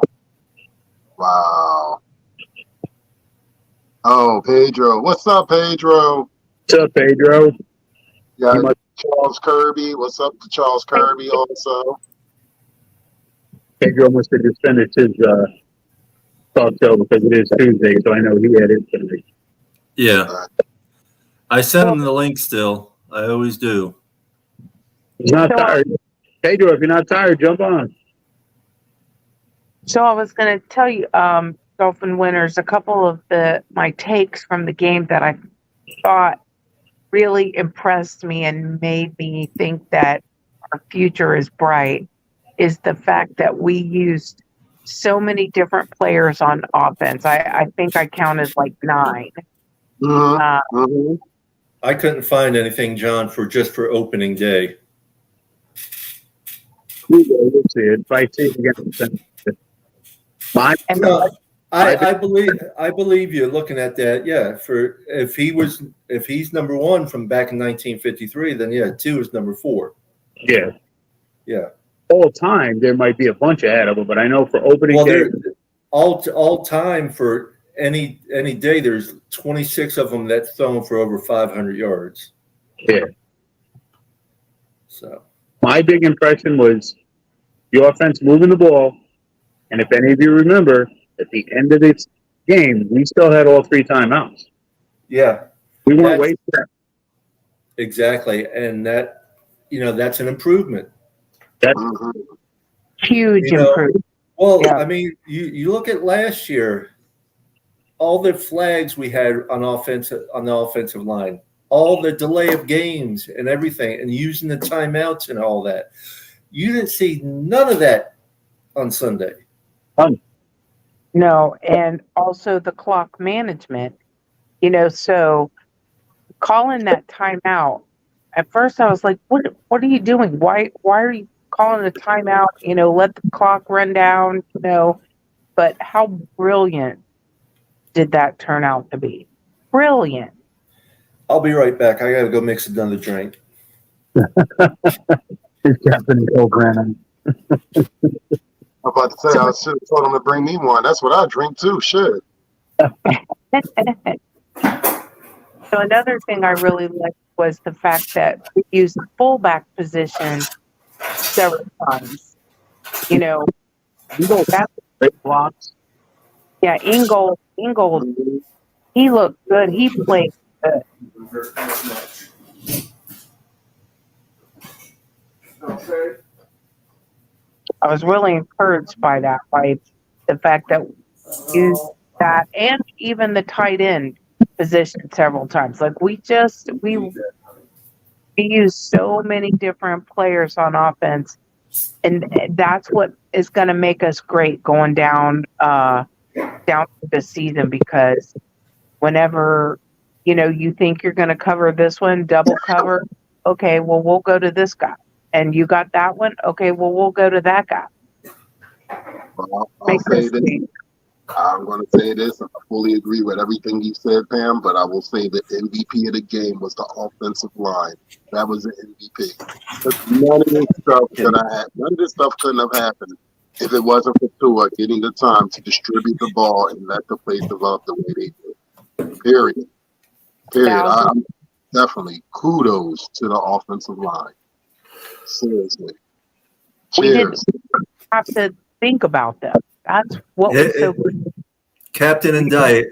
Dolphin winners. Absolutely, man. Absolutely. I owe you one when I come down. Well, I needed it, after yesterday, and then my back. I haven't had my back hurt as bad as it was today in over a year. And it was hurting today. Well, unfortunately, yesterday I had to dig 2 graves. Oh no, not more of the babies. No, I lost the twin mama goats. Don't know why. There was no marks on them whatsoever. Where the baby died, the one baby, so that was the mama?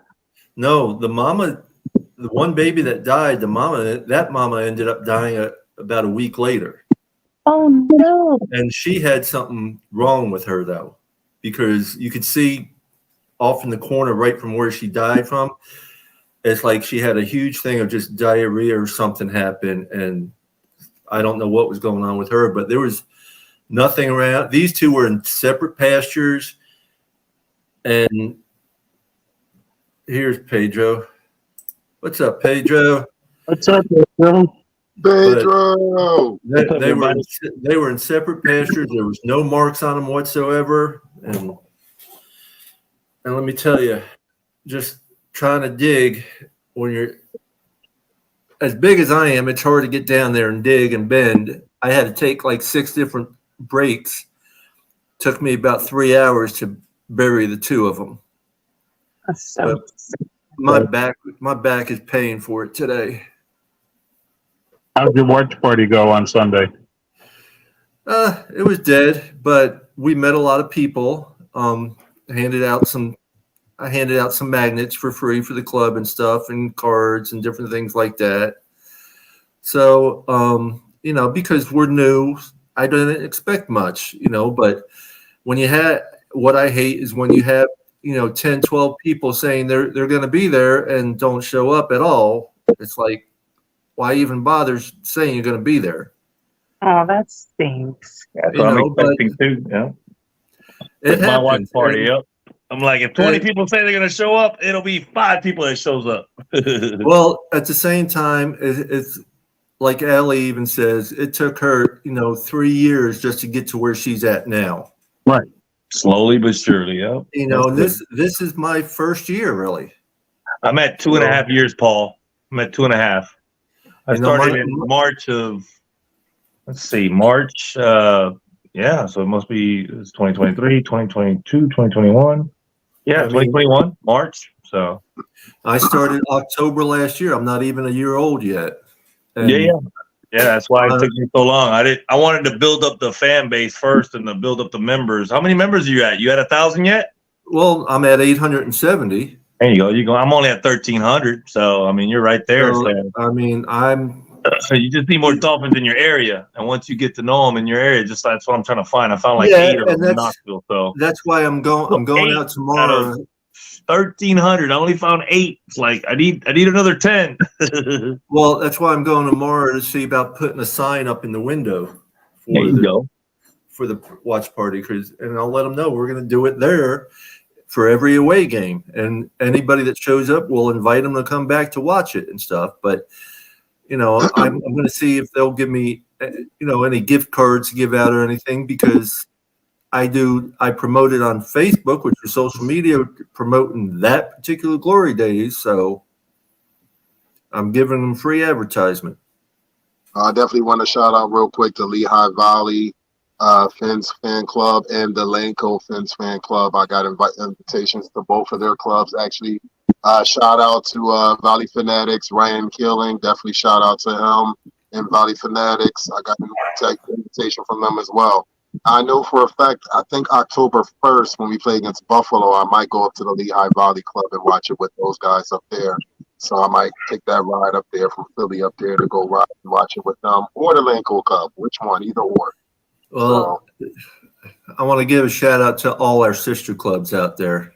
Absolutely. Just for supporting our Dolphins and supporting each other. We're family. We love everybody. We hug everybody. Even a few kisses here and there, but don't ask me to kiss you. Wait. And let's shout out John O'Haley and the rest of the Miami Dolphins that traveled out to SoCal and represented very well. It's a big shout out to all the Finn family that goes to all the away games, whether it's in their town or if they're traveling. I mean, that's a big plus. Just like the players said on their interviews, it makes a difference. I don't know if people can do it, but I am proud that they do. And I'm hoping just to be able to start making one a year, but it still might be a couple years. I'm gonna tell you something. That Baltimore game, it was nothing like it. I'll tell you that still to this day. It was nothing like watching your quarterback throw for 6 touchdowns and just going on and watching Tyreek just going straight down the fucking field. Like Chargers right there with it. I could only imagine, because I wasn't there, but seeing all the Baltimore fans' heads hanging down as it happened.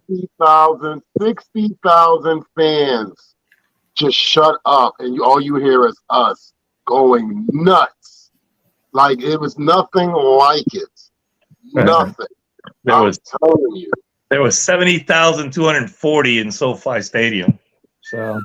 And probably about 35,000 of them were Dolphins. Isn't that weird how there was no Miami punt returns, there was no Miami kick returns, there was no Miami interceptions. I mean, that game was shootout heaven, man. That was, why we didn't run and we didn't stick with the run? Because you would have lost the game.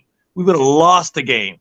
The coach is smart. McDaniel said we got to throw the ball. By golly, we did, and it worked because we put it onto his back, and he answered it with that last drive. Everybody's seen it, and then everybody's seen the rest of the defense, what they did. So kudos to it finally going our way, right? And it not going the way of Josh Allen. And sorry about, Rodgers, but I tell you what, I'm not a fan, but I watched that game last night. We all do. We watched that game last night. No, tell the truth, Winners. You fell asleep before it ended. I did. I fell asleep when it was tied. The game was tied. My God, you missed the ending? Wow. It's funny as shit. Because I'm sitting there, I'm watching the game on my phone. I got ESPN Plus on my phone. So I'm sitting here watching it on my phone. All right, I'm going to watch the game. Just like that. Just like that. I look up, it's 4:00 in the morning. My head is on the pillow. The phone is lit up. I was like, I missed everything. So, yeah. It was, I mean, I hate seeing a player get hurt like Rodgers did. Yeah. But it's going to help us out in the long run. I do believe that. At Papa Paul that I don't like is they're going to, when we sweep them and we win this conference, they're going to come back, well, it was only because, and I don't hear that crap. No, they're not. No, they're not. You know why? I don't mean to cut you off, Paul. No, they're not. You know why they're going to sit there and not say that? Because guess what's going to happen, right? The Jets have a hell of a defense. We cannot dismiss that whatsoever. We have to respect that. That's exactly what I was going to bring Zach up. Wilson, bro, is garbage, bro. We're gonna beat him twice, bro. I don't care about that defense. I Zach understand Wilson that, is garbage. Let's be rational, though. We still got to watch out for their defense. Oh yeah, we all know that. Ladies and gentlemen, this is week one. I know we're all happy about victory. I'm happy that we won, but we got to sit there and put this in the back burner starting tomorrow because we got to prepare for our division rival. Hey, and we got to go in there and punch them in their mouth. Zach Wilson got 5 primetime games coming up, baby, in the nation, baby. Zach Wilson and the coach said, "We got your back, baby." What else is he gonna say? What else is he gonna say, man? I mean, when that Jets thing goes, woo, we're all gonna sit there and be like, "Ha!" Because last year the Bills and the Jets fans were sitting there just getting on Tua for his concussions, bro. I don't feel sorry for any of those fans, but I do feel sorry for Aaron Rodgers, man. That's just terrible what happened to him. I tell you, next week, old. the Jets are losing next week. That old line, they're playing Dallas next week. I don't see the Jets beating Dallas. Thank you. There you go. I agree. Totally agree. That might be a defensive game, guys and ladies. That might be a defensive game. That really might be a defensive game. Dallas scored 40 points though. Against a bum-ass Giants team. They're bums. The Giants are bums. The Cowboys. That quarterback is a bum. Daniel Jones are going to be up there with the Eagles, baby. But exactly. The Giants may be bums, but the Dallas's offense is a lot better than the Jets' offense. Oh yeah. Oh, absolutely. I'm glad we got time to prepare for Dallas. I'm glad it's week 16 and we don't play on week 4 or 5. Let me tell you. Me too. As long as we stay healthy with everything, I am so proud of Lamb, though, who stepped in for Armstead. Totally agree. Balled out. He did. Balled out. Yes, he did. Totally agree. 100%. Like, our offensive line looked like that without Armstead. That is so exciting to me. Nobody can say the O-line sucks. Nobody can say the O-line's bad. What? Everybody should say the O-line is a good O-line, you know? There's a couple things I got to bring up. First, Greer and Mike McDaniel both said they weren't worried about the O-line. We have to believe them now. Second, our last show last week, Dolphin Winters himself said the first team to get to 20 was winning the game. And who was the first team to get to 20? We were. Now, since you brought that up, not bragging, but if you go back and look about a month ago in the shows, I said the final score was going to be 37-31 Dolphins. You did say it was going to be closer, yes. Nice. You did say that. Yes. Yeah. The prediction of the defense thing under 20 points the first 4 games is no bueno. That's a wrap. No, yes, I know that. I see that. But you know what? They couldn't stop the run on them. There was a lot of yards on the run. A lot of yards, man. Too many yards. The linebackers, when you get out tackled by both safeties had more tackles. Like Holland had 18 and Elliott had you got a cornerback, Cater Kohu, cornerback, coming up and making a sack. Yeah. Well, that was a good call though. That was great. Good. I mean, you didn't hear nothing out of Chubb. Listen, watch the tape. Chubb gets teamed all the time and takes up a lot of space. Chubb's only had 4 tackles. That's it, I think. I got the here, man. I got the paper right here. Well, John, you were at the game, so I understand. You know, getting double teamed on almost every play. Exactly. All right, so the elephant in the room is the linebacker core. That is the elephant in the room. I mean, Phillips missed 2 sacks literally by half a second on each one. Oh, here we go. They were so close so many times. Well, Phillips. I really would have liked to seen a sack or 2 or a turnover of some sort in the first or second quarter. playing a good team. They got a good offense. They have Eckler's a great running back. They got good wide receivers. They have a quarterback that can throw the ball. I mean, they're not playing a good team. And Eckler's on a day-to-day at this time. He messed up his ankle some. He might not be playing next week. Any trivia for us tonight, Pedro? I'll finish up the defensive part real quick. I wanted to say that Chubbs only had 4 tackles, but David Long Jr. only having 1 tackle, bro, being out there, and Ogba only having 1 tackle. Davis only having 1 tackle. Riley only having 1 tackle. Eli Apple had 3 tackles, but Sealer played well, 4 tackles, 1 sack, and a tackle for a loss. Baker 6 tackles, no bueno. Holland played well, and Deshaun Elliott played well.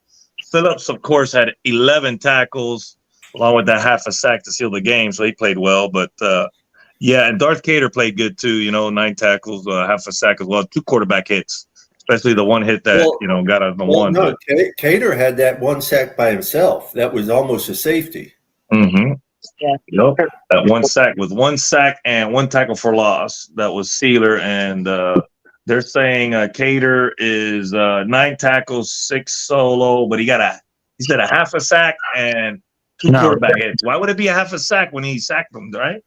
Yeah, he said he was by himself all over him. Well, I say so. That must be wrong right there. But I got a question or two. I got we know that the Dolphins only allowed 0 sacks, so nobody could say that the Fins offense sucks anymore or is terrible, because it's not. It's a good offense.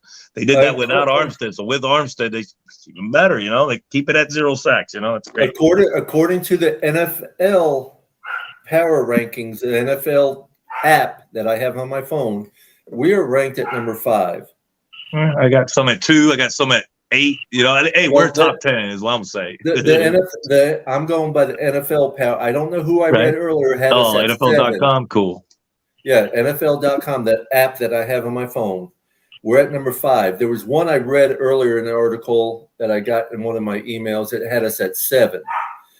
But I trust the NFL app more than articles. The NFL had us at 5 with Dallas, the Eagles, the Chiefs, and the 49ers ahead of us. Well, the Chiefs, that's kind of a joke. That's a gimme for them because of it's also partially coming off of last year, some of it. But that's a gimme from last season, not because of how they played. Yeah, they didn't play well Thursday night at all. I liked it. I enjoyed watching that. Hey, Pamela, who's going to be the FedEx Player of the Week, huh? FedEx Air Player of the Week, huh? Oh, it better be Tua. It better be. I know I give it to Tyreek, but golly, man, Tua got 4.66 and he got 2.15. I think they should both get it. Champions there. Well, actually, I got a quick little trivia, and you can't answer winners because I already told you this one and everything. 3 times has a person gone 10 or more receptions, 200 or more yards in a single game, and 2 touchdowns in a single game. Can anybody name those 3 people? Well, obviously Hill Sunday. Go with Clayton. What do you mean? 3 Dolphins receivers? Only one. Actually, it was only one person. It was Hill who done it all 3 times, but it's only been done 3 times. Oh, wow. 3 times. Yeah. Video game shit. That's video game shit. I don't care what anybody says. That shit look like a video game out there. I'm literally looking at shit on my phone, and I couldn't believe what I was seeing when he threw him, and you just seen Hill. You seen Hill, and then you had everybody else's speed, like literally. And I'm just like, yo, this dude is just ridiculous. Did you see the article where Hill said the night before the game, all he's doing is playing Madden? Yeah. Oh, damn. Go ahead. The Fins had how many plays of 15-plus yards versus the Chargers? A, 12, B, 17, C, 20, or D, 15? The Fins had how many plays of 15 plus yards versus the Chargers?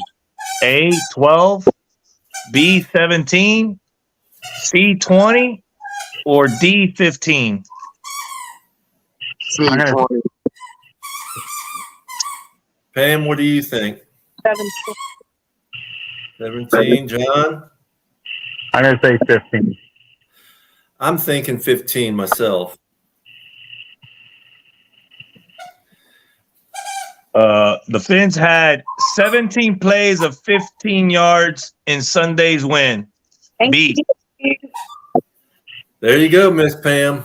You're better than all us guys. I'll accept it now. When's the last time we seen that? That's the video game that Dolphin Winters was talking about.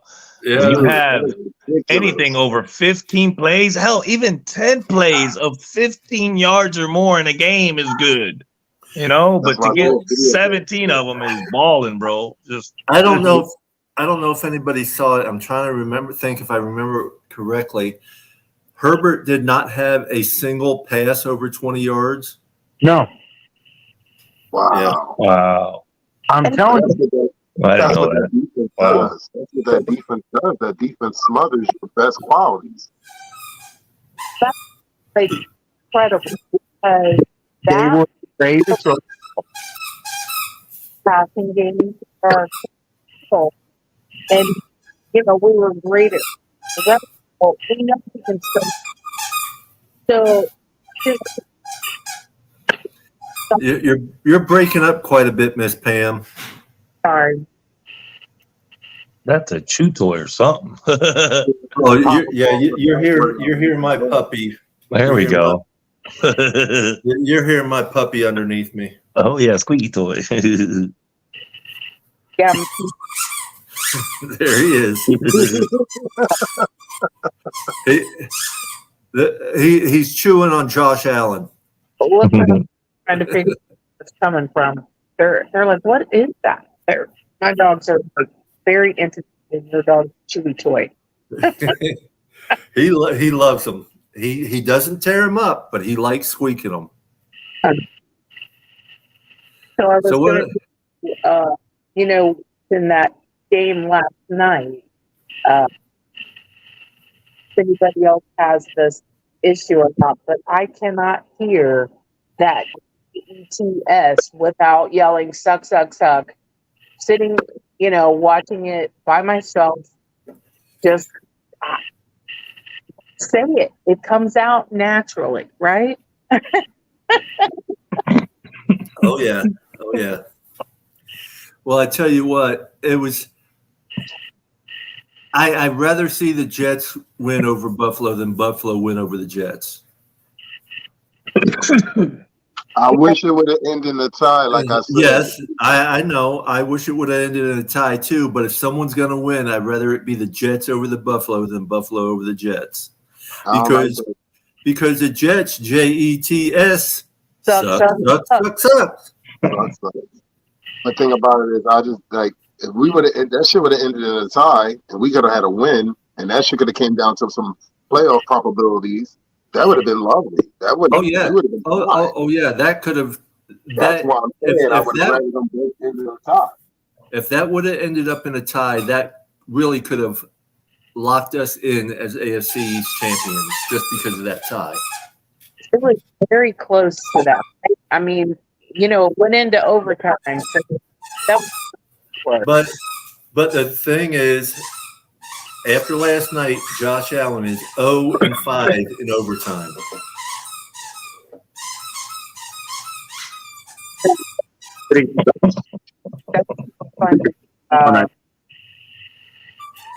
Okay, Pedro, what's next, brother? Oh man, I got the best question ever. This question, so I can't believe I missed this question on my own show. This is awesome, man. Miami's 6 passing plays of 25 plus yards on Sunday was its most in a game since A, 2006, B, 2008, C, 2011, or D, 2014. Miami's 6 passing plays of 25 plus yards on Sunday was its most in a game since A, 2006, B, 2008, C, 2011, or D, 2014. That's a tough one right there. That's a good one right there, boy. I didn't know we had 6 plays of 25 plus yards on Sunday. That's awesome, man. Holy moly. We had 17 plays of 15 yards or more and 6 plays of 25 or more.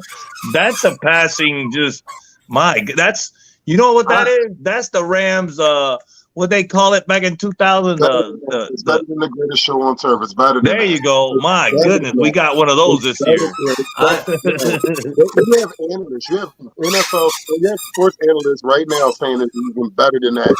They say nobody's seen anything like that. You just don't see. How many yards did they have back then? 5,000. You know, does Tua got to get? You know, like I mean, I thought he was gonna get 4,500 yards, but he might get 5,000. You know. I'm gonna say it was 2011. I was thinking 2011. Miami's 6 passing plays of 25 yards on Sunday was the most in a game since 2011. Tannehill, right? Yeah. There you go. Surely that was Tannehill. Yeah. Time flies. My goodness. I was at Tannehill's first preseason game ever. I was in Miami. Yeah. I saw Tampa Bay beat us, you know, in that preseason game in Miami. I was at that game. Tannehill's first rookie game like ever. I can't believe I forgot about that. But yeah, I was at Tannehill's first ever game ever as a Dolphin. Well, you know, the idea that the passing attack was so, and yes, I went into the game thinking I want to see, you know, the run game take a good amount of plays, but when they stop you, don't stop doing what's working until they stop it, and you couldn't stop us. Well, it was brilliant play call, brilliant. Guys, I'm gonna head out later. I'm gonna head out tonight. I'll get with you guys tomorrow. I got things I gotta take care of before I go to bed. So, you guys have a good night. I will see you tomorrow evening around 8:45, 9 o'clock. Okay, yeah, we're gonna call it in about 8 minutes at 11 o'clock. So, good night, Pedro. I mean, winners. Peace, love, and fins up. Too much Captain Coke. Ain't never too much. Ain't never too much. Love you guys. Peace, love, fins up. Take care. Peace, love, fins up, family. Keep going, you guys. We're gonna do this again tomorrow, so I'll see you. Okay, John. You have a good night, brother. Be safe out there. How was Richmond Webb, man? How'd that go? It was great. He's just a down to earth guy. I talked to him about 5-6 minutes before the show even started. It was just me and him. It was just me and him in here talking. And John came on. There was less than a minute left before I started the show, so I just pretty much put him in the back room and then started the show up and everything. How long did he stay on for, man? Over an hour. Over an hour. Wow. What a show. I'll have to look at it then, man, when we get off in the morning. Yeah. When I get a chance on lunch or something, I'll watch it, man. That's cool. Yeah, I'm gonna have to reshare it because for the first 20, 30 minutes or so, it wasn't showing on Facebook. So really? Oh man. I had a glitch where my show went off live and it just went off at about an hour and 40 minutes, and I had to go back on again, and I think it was something with my Wi-Fi. But I turned off my Wi-Fi and everything was just fine after that. So no glitches. So, and Pamela, how was your live stream? You know, did you have a bunch of people on there? I did. Always cool. I did more, but I think because it was on locally, I didn't have as many local fans as I might have, but I did. I had a little more than 250. Wow. You get up to what? You get up to about what, 500 maybe some days or some weeks? No, I think my biggest was around like 350. 350. Wow. And she'll get up to that again this year too, with us being, like I said, really good. She's liable to get up to a lot more than that this year with us being. She's addicted. Once you start watching Pamela, man, she's got like me. Like I got my words, and she's got her words, and she's. Well, I love it when we get a first down because I like what she says too. You know. both you guys are very addicting. I appreciate it. Well, I mean, we start watching you, and you can't stop because both you guys are just wonderful people. Oh, that's so sweet, Paul. Yeah, I appreciate that. Hey, I got an update on my mom. My mom's doing fine, but my dad, he fell, and he got like fractured ribs, and they put him in the hospital. And I think that they're finding that his liver is no bueno, you know? Oh. So I'm like, man, I don't know how long he's got left, but Pops, you know, I'm going to have to spend some time with him. He's young, too. He's only like 63, you know. He ain't that damn old, you know, so. Yeah, well, there's nothing you can do about the ribs. Yeah, nothing you can do about the ribs. Well, tell you a real quick story. I mean, my mother passed in 2006, but my mother is the only woman I know who can break her ribs playing the rough game of bingo. Oh, no. How'd you fracture your ribs playing bingo? Huh? She actually was getting up and leaning on the table, and the table collapsed, and she fell on a chair. Oh, man. But I love my mother to death. We would tease her about that in a sense, you know. Right. Family, man. I got a mom stuck in Miami waiting, you know, another 7 days to be cleared to come back to Tennessee, and I got a dad who's in the hospital here in Knoxville. And yeah, man, it's like I said, it's I don't know, been one of those weeks, you know, or 2 weeks, a couple weeks. That's been weird, but hopefully my parents can get it, you know, back to healthy here soon. But worried about Pops with the liver thing, so I gotta get more info on that. But I hope that he's, you know, it's like, you know, fixable and not like, you know, something bad with the liver. But I gotta find out that medical term. But it's not jaundice, or it's not, you know, cirrhosis of the liver either. I don't think it's I don't know. It's just not functioning as good because he does drink pretty good. You know, he can drink. some alcohol. So I mean, at his age and him being diabetic, I keep trying to tell him to quit his alcohol, but you know, some people are stubborn, you know, with their addictions. Being a diabetic, it's not the best thing for him. No, man, he needs to quit that really and just, you know, live a healthy life and try to, you know, get some extended years. But you know, some people like to go out the way they want to go out, you know. So 60 is too young though. That's very young. That is, my mother-in-law, Laura's mom is, her dad passed away 3 years ago, and it was some kind of liver thing that he got too, and he was working from Y12, by the way, in Oak Ridge, you know, the National Laboratory. He was one of the security guards, so you know he got exposed a little bit too, you know. Well, see, back in the day, my mom passed away when she was only 71. Her father passed away at 72. My oldest brother just passed away last year, and he was only 68. I want to make it to 75, just to make it to the year 2050, baby. I want to see the year 2050. I don't know. I just want to see it. What's going to happen in the year 2050? Well, I mean, I have my goal. Sure. I have my goal in mind, but I also have my doubts because of family history. Right. That I'll make it. I would have to live to be 85, and no one on my mom's side of the family has lived really past 72. That's kind of probably why I enjoy life. And a lot of it's all because of polycystic kidneys, which I have. And but I'm the same way. I thank God for every day. I enjoy life to the fullest because tomorrow is never promised. There you go. I had kidney stones. My aunt got her first kidney stone today. My mom's sister. So the bad news in Miami still goes. I'm like, so my sister's down there, my other sister, because my other sister came back. And she called me. She said, Carmen is in the hospital. I'm like, God, how many people in my family are going to be, you know?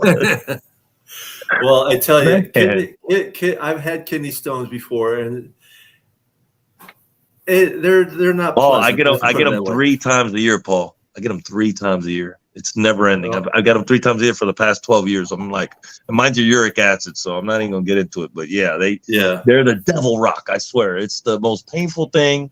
I give birth that many times a year, 3 times. Which most people get calcium based, but I'm one of those 10%ers. Uric acid stones they're little pesky grains of rice that are jagged, and the more pointier it is, the harder it's going to hurt. The more smoother and rounder it is, the more easier it's going to be. But mine's just come out no problem. But I got a collection going. How's that? But I don't want to talk about that anymore either. But yeah. Well, I think we're going to part of call life. it. That's probably why I'm so damn upbeat all the damn time. Like, Yeah, when life hits you, man, you just gotta, I don't know. It's 11 o'clock. I think we're going to call it a night. That's true. That's true, Paul. I'll let you end it. Yep. Well, any last words, Pedro?